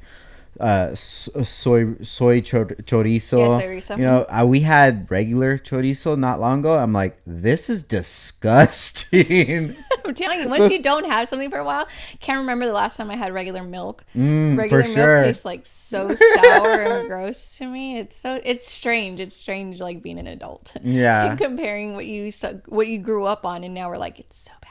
Oh my god! But it's like it got me to 37. It's really not that bad, but they were trying. They were definitely trying their hardest. They were. Tampico was $1 for a gallon. Tampico and Oreos. I lived off of that when I was pregnant with my son. Brandon actually made a rap song about my love and obsession for like oh my God. Tampico and Oreos. Dude, Brandon has so many hustles. For anybody that doesn't know, Brandon's the owner of the Re-Up. Yes. What is it? Vineyard and Oxnard Boulevard. So, yeah, right there by the Carl's Jr. We did a podcast with him. I don't know what number it is, but it was a long time ago. It was a while ago. It was pre-pandemic? Yeah, for sure. And after that podcast, I related to him so much more. Just because of the way that he thinks about entrepreneurship and just his path. So anybody listening, I would recommend you guys to go listen to that pod. Yeah, it's so funny. We were on our way to the gym this morning, and I told him, like, I finally felt rested. I felt like I haven't, for the past 2 months, I felt like I was on the go, just constantly. And I'm working in Beverly Hills, working in Camarillo, no days off. When I have a day off, I'm working on real estate, I'm on the phone, I'm making calls, I'm just marketing, I'm doing so much. And then, you know, my daughter's in gymnastics, my son is playing flag football. Like, I have so many things on my plate that the past 2 months I've just been dead tired. Like, I couldn't get up to go to the gym every day. It was hard. But then this morning I woke up, I think the time change kind of helped. It was like 3:30, 3:40. Sure. And so we were on our way to the gym, and I was like, I felt like I finally am rested. He's like, it's about time. It's been a while. And I was like, well, like, I think just having a day off yesterday and, like, you know, getting my to-do list checked off, because things just start piling up, you know.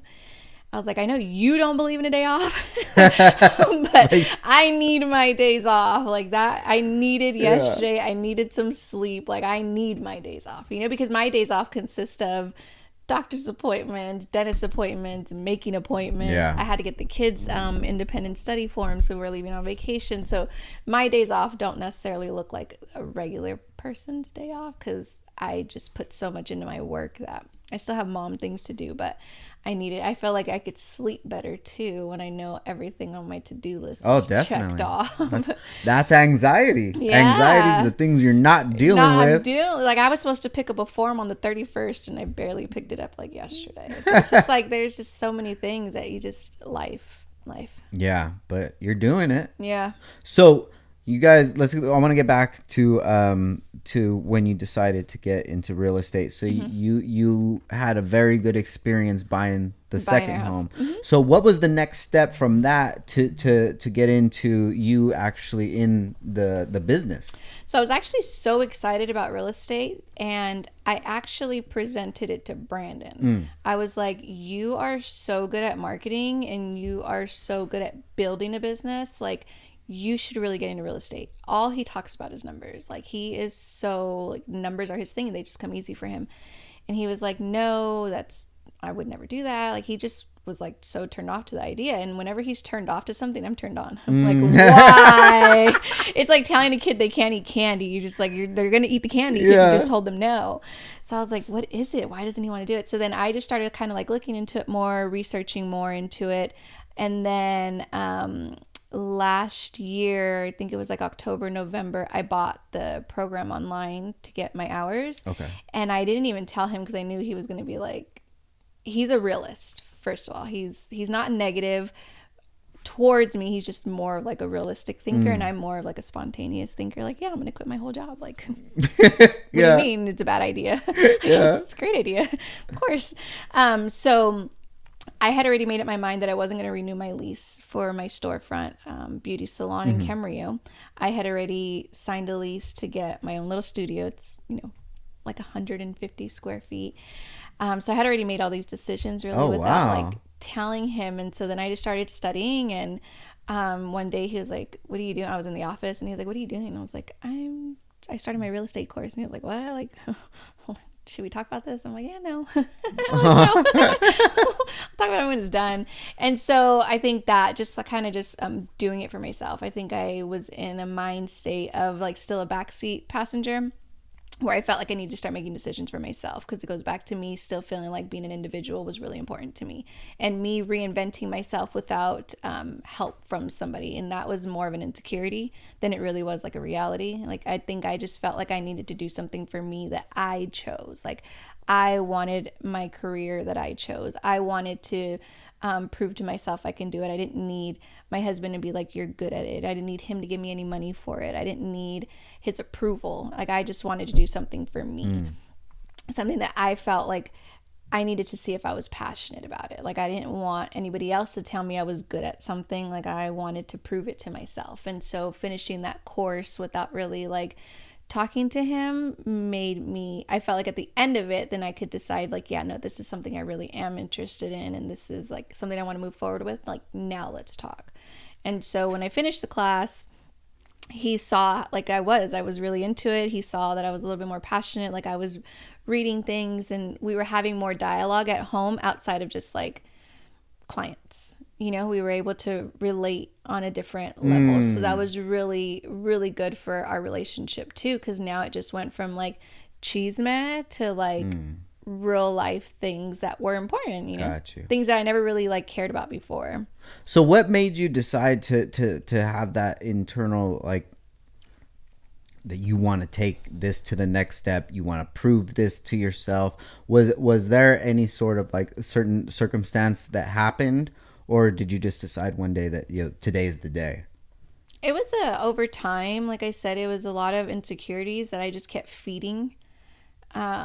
Whether they were really happening or not, I just felt like I wasn't good enough. So what can I do for myself to feel good enough? Like, I felt like I had such a positive impact on so many other people's lives, and I've helped like curate other people and like get them motivated, that like, why couldn't I do that for myself? If I can support my husband for 13 years to be in the position he's at, like, why can't I do that for myself? You know, if I can be for other people, I mean, be for myself what I was for other people, then I'm like, my possibilities are endless. And that really excited me, because I know like I bring a lot of value. You know, I know I have a lot to offer, and it was just a matter of like doing it. Yeah. You know, like you said, easier said than done. Like, it's easy for me to wish for things and to dream for things, but to wait for somebody else to give it to me by just being the supportive wife, that wasn't enough for me. Yeah.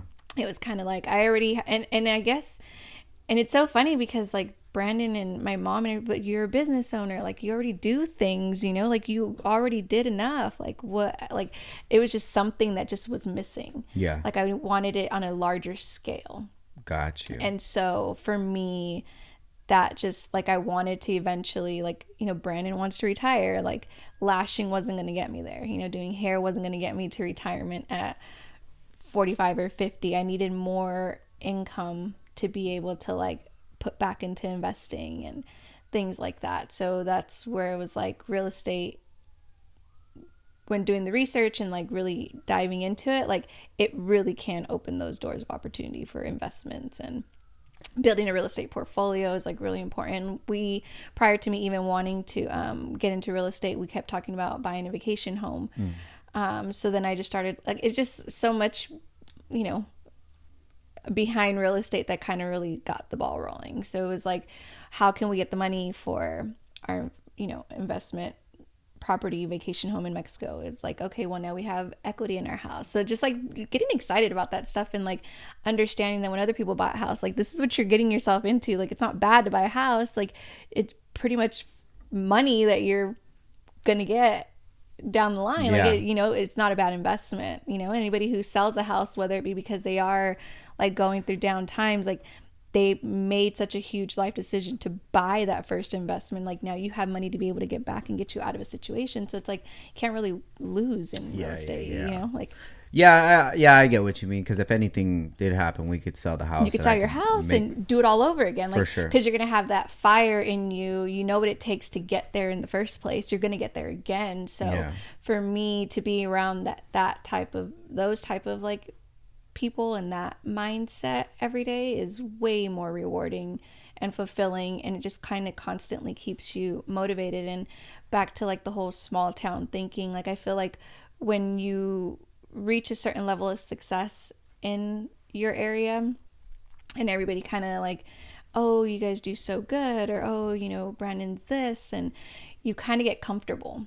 You don't really feel like you need to continue to level up, because you get made to feel like you've already reached a peak. Because the bar is so low. And I don't know if I would necessarily call it low. It's just kind of like there's not that many people in your circle when you kind of do cut off a lot of people that you don't see more successful people, right? Like you just kind of are stuck, and it takes a different industry and reinventing yourself and wanting more for you to keep leveling up. And I felt like just being in cosmetology, that's just not where it was for me. Being in a barbershop, that's not where it's at for Brandon. You know, like we just have different goals that I felt like I needed to take control of, like putting myself in those situations. How was I going to get a real estate portfolio without putting myself in a real estate world? Like, I had to literally remove myself from one situation and create my own lane and provide these opportunities for myself, because they weren't going to just come to me. Like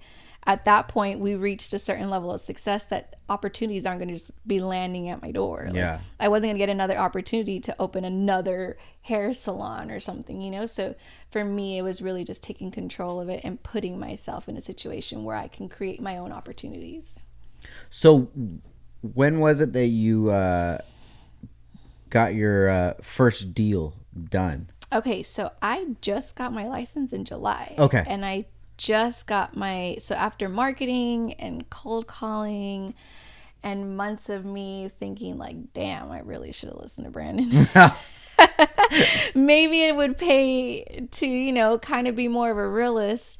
Actually, just last week, I signed my first $1.2 million listing. Oh my God. So not only do I have like my transaction won't be closed until it, but like, it's really hard to be a listing agent in this market. You know, everybody, it's easier, I feel like, to be a buyer's agent, because a lot of people who want to buy a house, your cousin, your friend, like, you know, it's easy, like that comes. But to get a listing in less than 6 months for me is like a huge accomplishment, and it really validates, like, for me, just the hard work that you put in really is going to come back. So listing means somebody's entrusted you with selling their home. Yeah. Got you. Yeah. So you're in the process of that now. Yeah. So this is a property in Beverly Hills? This is actually a property in San Diego. Oh, wow. So I'm like traveling. Last week, it was a 12-hour day to San Diego and back.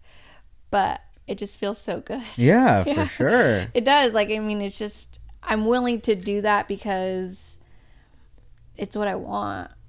And if it was for somebody else, I don't think I would do it. Yeah, for sure. A lot of people don't understand that the amount of like focus and hard work that they put in for other people. And if they just decided that, well, I'm going to take that 12-hour days that I spend working on an oil field and focus that on my own stuff, they would probably, you know, get way further, way quicker. Yeah, I mean, there's no greater reward. Like 12 hours. And I was there with my mentor. We went together, and it's just like, there's so much learning that I still have to go through, but I'm excited about it. Like, if I can get that one deal off of, you know, 30 people that I called that day, then like, I was so excited to get on the phone and do it again the next day. Yeah. Like, I just was so excited. Like, it's just, so for me, yes, it was a little bit of a slow process, but I already, like, I had a 3-year goal. It wasn't something like I wanted to be successful overnight. You know, I definitely don't have that mind state. Yeah. I didn't think I would even I had a goal of like maybe 3 homes in 1 year. So for me to have a listing in less than 6 months really just like helped me feel confident in knowing that it will happen for me as long as I work for it. Yeah. And I needed that like reminder, you know, because I scaled back my other business almost 50%, and I was feeling it. Like I was used to living a certain lifestyle that I created for myself, to now having to like take a step back and ask for help for a bill or two. Yeah. No, I feel you. It kind of, it takes you back, and you know, but it was good. It was good. So I got my real estate license May 30th or May 31st or something like that.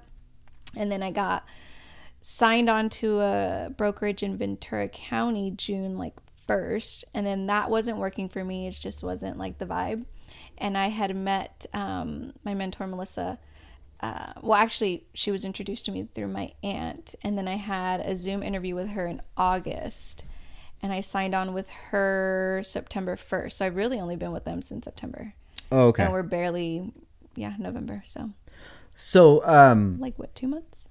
What is her position that she does? So she brings you on And she connects you with these homes, or? Well, so I work for actually Keller Williams in Beverly Hills. Okay. And within Keller Williams brokerage, there's like these little break-off groups, right? So like more successful agents pretty much bring people underneath them because now they're getting a cut from that agent, and some more money is going into their pocket because any deal that they make, they have to pay the brokerage, right? So now when they have people under them, it's building their portfolio, their resume, but they're also making a lot more money that way too. And for me, at first, I was kind of turned off by the idea of joining a group because I was my own business person. But I also was like, no, if I'm going to do this, like I really need to humble myself. Like I need to literally like strip myself naked and forget everything that I know about business and start from the bottom up. If I have to just like bring somebody coffee every day for a year, like I was willing to do that because I wanted to really know that this is where I wanted to be. So with her, she's basically like the owner. And we work under her, but it's not like she doesn't micromanage us. We're not on a schedule. She kind of gives us like the outline of how to do things. And yes, as far as leads go, if you're doing the work, if you're showing up and you're going to the office, like she'll take you on leads with you. So these were just like a list of numbers that she gave and was like, call. And I just called. Oh, wow. Awesome. So I think, so like later on down the line, the more, like I said, it's all about how much work you put in, and she's actually like, so she is almost at $1 billion worth of sales in Beverly Hills. Wow. So she's at 700 million right now. And that's over how long? 18 years. Wow. But she's been on shows, like some of the reality shows. Oh, really? Yeah, she's pretty cool. Was it like Selling Sunset or Selling something? Sunset was one of them. And right now she was just on one that came out on Netflix. It's a new one. Buying Beverly Hills. So she has a nice Rolodex of, it literally came out like on, what is today? A couple days ago, right? Yeah. Mm-hmm. I have a buddy, Brad Colback, and I think he's on 2 episodes. Oh, really? Of that show. Yeah. So if you ask about her, like in that industry, like people love her, know her, respect her. So she's an amazing agent. So very cool. But again, I didn't know who she was until after I signed on with her. My aunt had just introduced, my aunt sold her a car, and she was like, oh, my niece is into real estate, and she was like, tell her to call me. And our personalities just click so well because she's like this loud, crazy, like Italian lady, and she's just like blunt, cusses, everything. she's great. She's so fun. But I always felt like I needed to tone down who I was. Like being in Ventura County, they're a little bit more like buttoned up and tighten up their ties a little bit, and a little bit older. So I feel like when you think of Ventura County, like, yes, it's a beach town, but really people come here to like retire, and this is where they want to like send their kids. So they're here for a long time, and LA is like a constant revolving door. Gotcha. So the energy is different. It's fun, it's exciting, it's young, it's lively, it's Hollywood, it's LA. Yeah. So that environment, being around other people who were just like really excited about business, and it's a 2 completely different worlds. Like I love being out there. You feel like you could be more of your genuine self? For sure. Like everybody in LA has a story. Nobody gives a fuck about you though. Yeah. Everybody has a story. Nobody cares about yours. Like mine's probably like a cakewalk in the park compared to the next person, But I feel like in that office too, like you meet so many people who came here. So for me, let me backtrack a little bit. When I was here and I had told somebody from that brokerage in Ventura County that I was moving to Beverly Hills, they were like, well, do you even know anybody? And I'm like, no. And they're like, well, how do you plan on making money? And it was just like, why is that the first thing everybody cares about is like making money? Like, that's not why I'm in real estate, but okay. And I just kind of like brushed it off. And then I get to LA and you meet people, and you're talking about people who come from like Europe or Spain, and they know nobody, and they build from nothing and are successful. So if I could just be 1 county over, for sure, like I am not that bad. I am not that far off, I just feel like LA really is like the land of your dreams. Like you could really establish yourself and reinvent yourself and just meet so many people. And really in LA, it's just that one person. You just need one person to like really kickstart like open a door for you. And I feel like Melissa was that for me, for sure. Yeah, I feel like a lot of people, they talk from their own life experiences, and maybe that they're like projecting. For sure. That like, I would never do that. I've been in this business way longer than you. How do you feel comfortable doing that? And that's really what I've had to learn. Like, a lot of people's negativity really isn't about me. I'm proud of myself for really like being as insecure as I was, and still kind of am. This is new to me, like stepping into who I am, and accepting myself and really owning who I am. But just really understanding that how people treat me isn't about me. It's half the time it's about themselves, because I used to be like, oh my God, this person didn't call me today. Like, what did I do? And I would have to like replay everything. Like, did I say something to offend them? Did I do something? Did I like, what did I do? Because I was so used to like living in this guilty mindset. And like, I don't know. It just was like, I was always like so anxious, and like, what did I do wrong? I wanted to please everybody. Yeah. Like, why aren't they liking me? You know, like, was I too much? Did I, you know? And so now I just like, I am who I am, and I don't really care anymore. Yeah. You know, and I know it's not about me all the time, even, and I had to learn that with family too. Like, I know for a fact it's not about me. It's about some things that you haven't resolved. So yeah, I can definitely agree with that. I definitely look at people now with I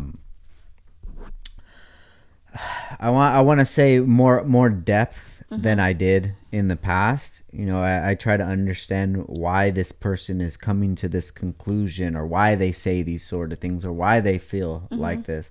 And a lot of the time I understand that it's because of the things that they haven't dealt with, the life that they've lived, and all that stuff doesn't really have anything to do with me, besides I'm the person that they're taking it out on at that time. And a lot of time it would be just like, hey bro, are you good? You know, like sometimes I'll have a negative interaction online, like someone say a bad comment, like really bad stuff, and I'll just DM them like, yo bro, are you good? Like, what's wrong, man? You know, and I've had people be like, message later like, you know, I'm sorry dude, I just going through something. I'm like, yeah, I know you're going through something. We knew you were going through something. I'm glad you figured it out. Yeah, I think everything is about perspective too. I remember I had a family member that I went through something with a couple years ago, and she just refused to see things from my perspective. And the analogy I used was like, we both were like standing on opposite sides of the street, and we saw the same car crash, but because we were on opposite sides of the streets, we have two completely different stories. So the only thing that was there was like, yes, the accident happened, but it happened her way and it happened my way. She's not wrong. She just saw things from a different side of the street. I'm not wrong. I saw things from my side of the street. So for me, I think that situation really helped me see things and people differently since then. Not in like, oh my God, she's stubborn. Oh my God, she just doesn't want to listen to me, or, you know what, like, and me wanting to force her to see my side. It's like, no, we're two different people. We come from the same background, but just don't have the same, you know, personalities, and we didn't go through the same steps to like heal. That I can't expect everybody to see things my way. So if you perceive me differently than I meant, then I do apologize, but that's not my problem anymore. So like, you know, once I let go of anything, I kind of, you know, I try to be gentle with things, but at the same time, like, I know I don't have bad intentions. I know I don't come from, you know, a place of ill will. I try to be as positive as I possibly can, but I'm also human. I'm still a woman. I'm still a mom. I still have bad days, but I don't mean to hurt people. But if like I do, then but I can't change how you perceive certain situations. For sure. I like what you said when you said that your intentions aren't that, you know, like if my intentions are always pure. So if something negative happens, I just got to deal with it. I don't have to, it's happening to me, not because of me. Because in the past, there's been reasons where it happened because of me. And I know that at that time, because it comes like, I did it. You know, this is why in your head, like, well, this has happening because you did that. You know, and I'm so guilty of being the hurt person who wants to hurt people. Like, I'm so guilty. I take full accountability, responsibility. Like, I've been a horrible, shitty person. But I also, like, had to let go of, like, that's not necessarily who I am. That's just all I knew. Yeah. I can't change what happened to me to make me have that mentality to want to hurt people. But now I can just own it and move on from it. I don't own it and like sit in it anymore, like sad, because I want to just, because that's what made me a people pleaser. Like, I wanted to make up for everything that I did negatively.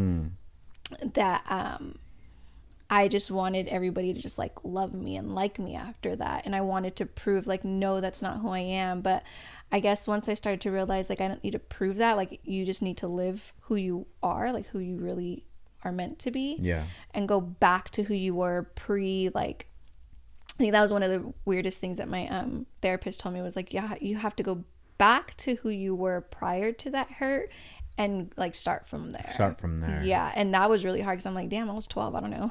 Yeah. Like, but I remember being like, you know, fun, and I remember being shy, and I remember like, you know, wanting to like be lovable and stuff. But so having to go back to that pre-trauma was really hard. Yeah. All of this stuff is really hard.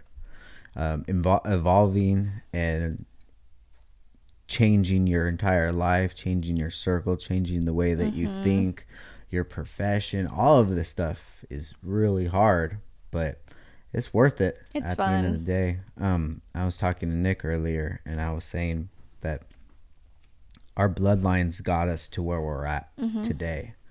There's nobody that's in front of me. I am the front of my bloodline. So however I decide that my life is going to end up, that's where the bloodline's going to go. So either I can continue with the toxic traits that I grew up in and let my kids deal with it and then go from there, or I could be the one to make the change. Yeah. And my family is never going to know the things that they're never going to experience, the things that I have experienced, and they're going to be in a better off place to go into the world than I was. Yeah. It's going to be hard no matter what, but at least it's not going to be hard like not knowing if you're loved or not. Yeah. You know?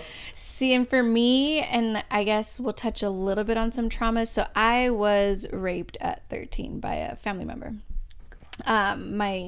Not a blood family member, like a husband. And I think for me, the biggest thing when I had my daughter was like, I needed to snap out of whatever I was going through so that I could be 100% fully aware and make my daughter aware of who she's constantly around. You know, like, I never want my daughter to feel like, because I know I'm not going to always be able to control every situation that my daughter is in. You know, she's going to eventually grow up to be her own person too. And she's going to be put in situations that either she was influenced to be put in or that she just chose to be in. But I would never, like, I want her to know that no matter what it is, like, I am 100%, like, I am ride or die for you, you know, whether you put yourself in that situation and it happened to you, like, you need to know that I support you 1000%. I didn't have that, you know, when I finally did say something, it was kind of like, that didn't happen. Let it go. That's so common. I mean? It's so common, right? That to me, that was like, so it was kind of like, well, if I told people what happened and the people that are supposed to like protect me didn't, then whatever I do outside of this is like, I was basically just playing Russian roulette with my life after that. You know, it hurt me to a deeper level. As a child, you don't really understand it. And then you just start putting yourself, it just is like, okay, that's supposed to happen then, you know, like, well, I think I got a couple like, well, it happened to me and grandma didn't do anything, or, oh, it happened to me and such and such. So for me, it's really, really, really important to just live every day with like, I know I'm not going to be able to be there for my children all the time, but just instilling in them that no matter what happens, like, I'm here for you. There's nothing you're going to be able to go through where I won't accept you, support you, love you, and like get you through it. be that person that nobody was. Yeah. For you. And for me, that's where a generational curse like stops, you know? For sure. Like for me, that's where my bloodline, like I want to be that for my kids. I don't want them to be perfect. I just want them to be happy and know that every decision they make, like I'm going to be there 1000%. That's life changing right there. Just to be able to understand that and to give that to your daughter. Like, what if she didn't have that? Oh, you know? Yeah, those were the thoughts that came through my mind. Like when I found out I was having a girl, it was really sad for me, to be honest with you. Like I had to mourn my child self. Knowing that I was having a daughter, I had to finally let go of my teenage self, like that little girl, because I was holding on to her and I was like being overprotective of her and I was aggressive with people and but she was there. So that's where the drinking came in, right? Like I had to hide her. Yeah. I couldn't let her come out. I couldn't really talk about her because if I talk about her, nobody's going to care, right? The people that I thought were supposed to care didn't care. So finding out I was pregnant with my daughter, I literally had to mourn the teenager that I was holding on to and trying to like protect and make feel loved. Yeah. So it was like a piece of me I let go, but I mean, it's still kind of sad, I guess you could say. It is. You never get those years back. For sure.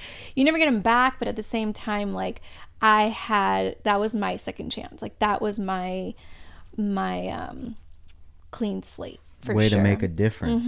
Oh yeah, it definitely was, like just to make her proud. Like damn, we have a family, we have a daughter, and you're gonna change your life through her, you know, like you're gonna have a purpose. Yeah, everything that my teenage self went through has a purpose, and this is it.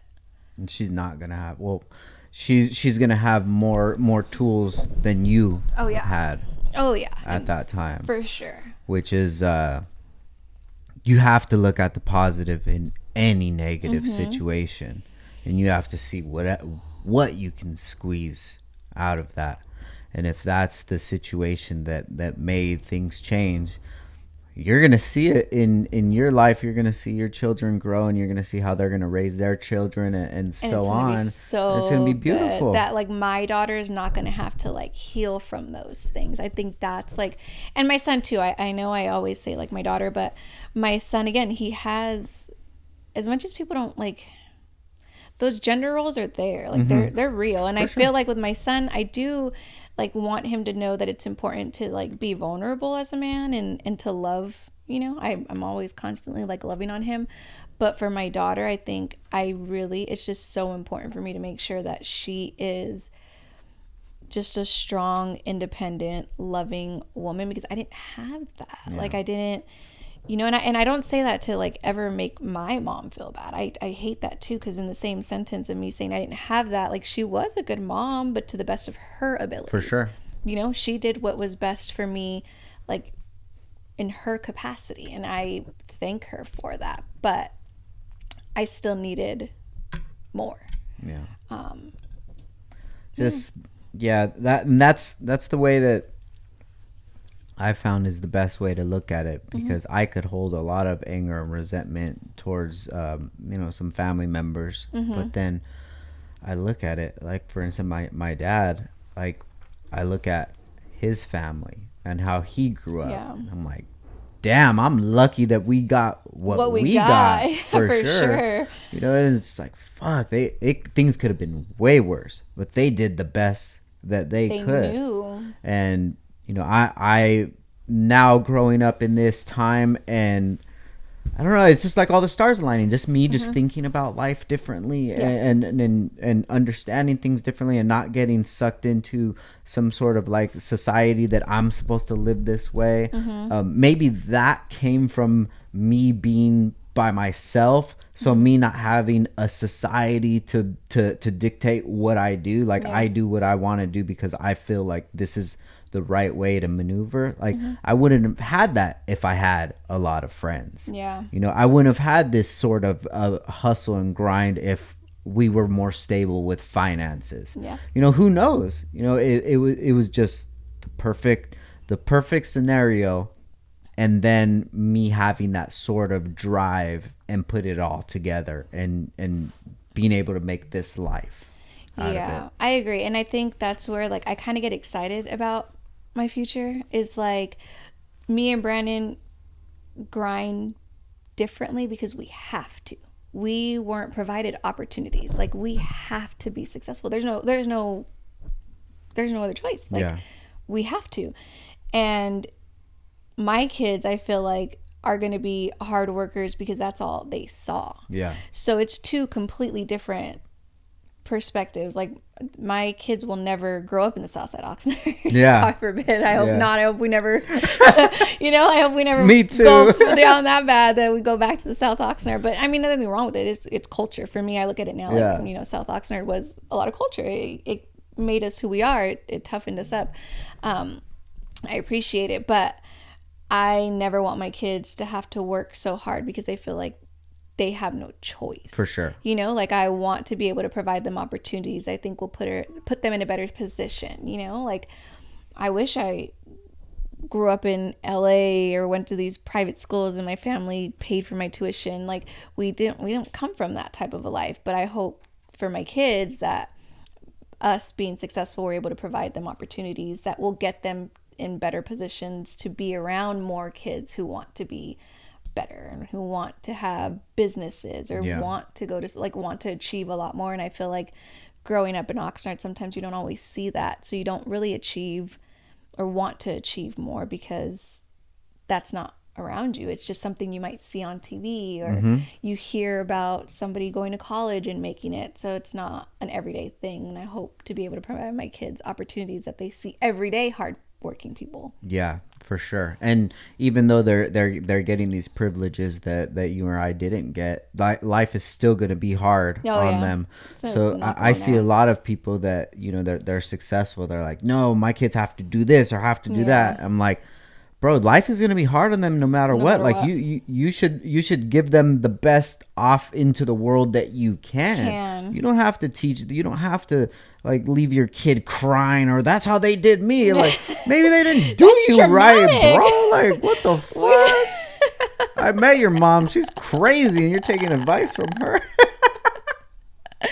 Yeah, no, I feel like I'm a good balance of crazy and like a lover for my kids. But yeah, no, I never want my kids to have to heal from me. I think that's like my number one thing. Yeah, for sure. I never want them to have to heal from anything that I did or didn't do. And I'm not going to always be right. And they're probably going to go through a time in their life where they don't like me, which is expected. I'm their mom, I'm not their friend. But it's just important. I think Brandon and I both it's important for us to make sure that the kids know that we're always there. And it's those conversations that you have. A lot of the time when like we'll butt heads with my son or something, instead of me telling him because you don't do that because I say you don't do that because of this and this and these are the results. So I need you to understand all of this. And recently we've been having a lot better conversations when there is a sort of conflict. And I'm like, yo, he's already 15, dude. He's a young man. I need to start talking to him like a young man, and I need to let him know that. Not a child. Of course. The reason that I teach you these things is because one day I'm not going to be around and you're going to have to know how to maneuver in this situation. Yeah.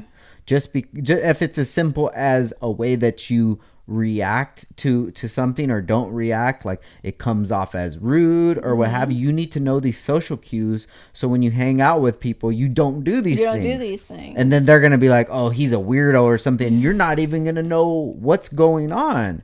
So it's to prepare them for life, but besides being like, I said it because I'm the boss and I'm the parent. Yeah, that's how I was taught, and I didn't learn that much from that besides being afraid. So I'm afraid of getting in trouble. And then it's crazy because they teach you that, like, I'm the parent, like you have to do things my way, and then at 18 you're an adult now. Figure it out. Go figure it out. How you just I don't know how to do anything. Directed my entire life for 18 years, and now I'm gonna fuck up because you didn't teach me anything. Yeah. And it's crazy how you just have to kind of like steer everything in your own direction, and that's what's great about being a parent. So like back to what you said, how everybody makes parenthood sound like it's just like this horrible thing. No, it's actually could be a really beautiful thing if you just do it the right way, and that is usually going to come from like, which direction did you wish you had for yourself, or what direction do you want to take it? Like, you literally have control. Whether you want to be an entrepreneur or not, you still have an opportunity to like create a family. You know, if you want your 9 to 5 so you have your weekends with your kids, great. Like, if you want your 401k, you want, you know, your stable money, good. That's so good. And now another way of being able to create your own lane is how you choose to raise your family. So yeah, and like, I think adulthood is just it's fun. It is. It really it's fun. And I think people, they don't look at it as that way because they're just not, they're not maneuvering in the way that it would be. Or they fun. Just think of all the like negatives, like the bills aspect of it. That's not going anywhere. Like, we can't, no matter what, no matter what you do, bills. like whether you're living, I mean, you just got to make the best of your situations. But adulthood is actually, it's fun. Like, I didn't know I was going to be able to say that, like, looking back, but I'm having the time of my life right now. Hell yeah. So how do you do the especially being a mother, the mom and entrepreneur balance? Like, what is something that, because I'm sure that we could point out 1,000 things that are hard. What are some things that make that journey easier? You know what, believe it or not, even through everything that I've been through in my life, like, motherhood really just came naturally to me. That's where I know, like, I was always just meant to be a mom. I didn't see it for myself. I didn't think it would happen, but it just came easily. So for me, like, without a doubt, being a mom is just, I don't even have to think about it. So I wake up and that's just who I am. I put my role as a mom first and foremost, but I also find, I guess for me, it's not really finding a balance between work and being a mom, because I don't see being a mom as like something I have to do. It just is. So whether, I mean, if I have to plan out my day, it's kids first, work second. If I have to take the kids with me to work, then I have to take the kids with me to work. And I think that's another thing about entrepreneurship that allows me to do that. Prioritizing things, as long as it's not on a day that my kids have anything going on, you know, then I'm good. But if my kids have something going on, then unfortunately I may have to burn a bridge in business, because my kids will come first. But I feel like it just comes so easy to me and naturally that my kids are literally attached to me at the hip. Like, everywhere I go, they go. If I could take them with me to a club, I probably would, because I'll probably have more fun with them than I would anybody else. My kids are just, they're in my life, and I feel like they're the real MVPs, because they have adapted and they adjust and they bounce back, and they get up with me at 6:00 in the morning on the weekends to be to work with me at 7, or like, they take those long drives with me like nothing. They don't complain, they don't ask for anything. Like, for me, just, they make it easy, to be honest. Like, it's not, I think the only time it was ever really hard was when we were going through all that stuff with Devin, as far as like his heart stuff goes. And, you know, we just actually had our last MRI that we finally got good news from, so we don't have to go for another 2 years.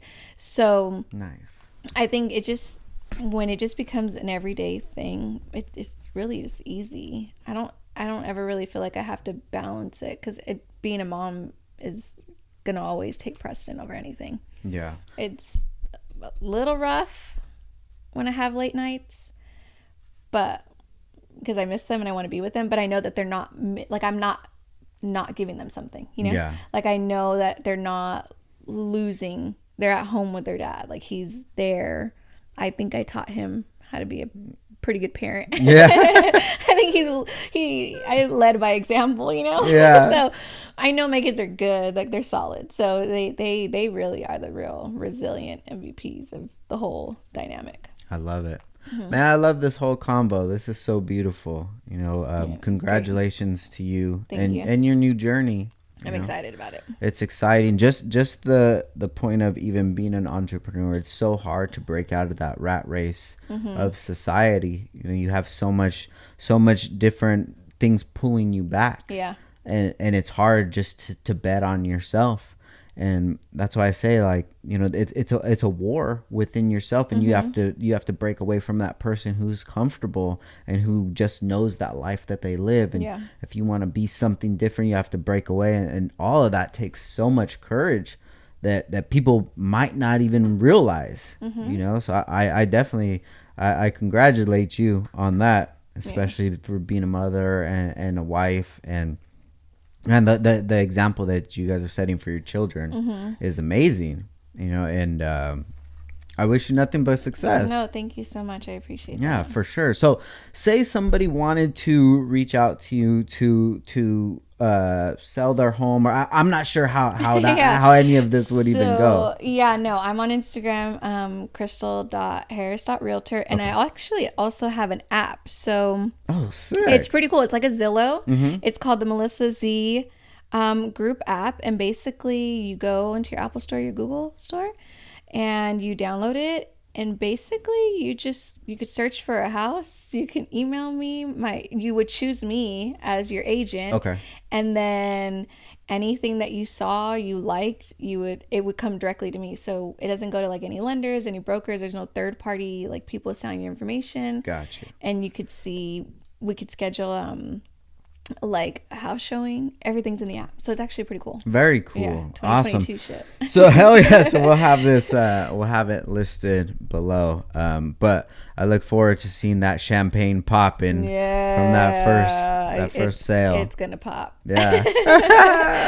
Yeah, for sure. Awesome, Crystal, thank you so much for your time. I appreciate it. And thank you guys for listening. Once again, this is Downtime with Downstar, and we're out here. Peace. Bye.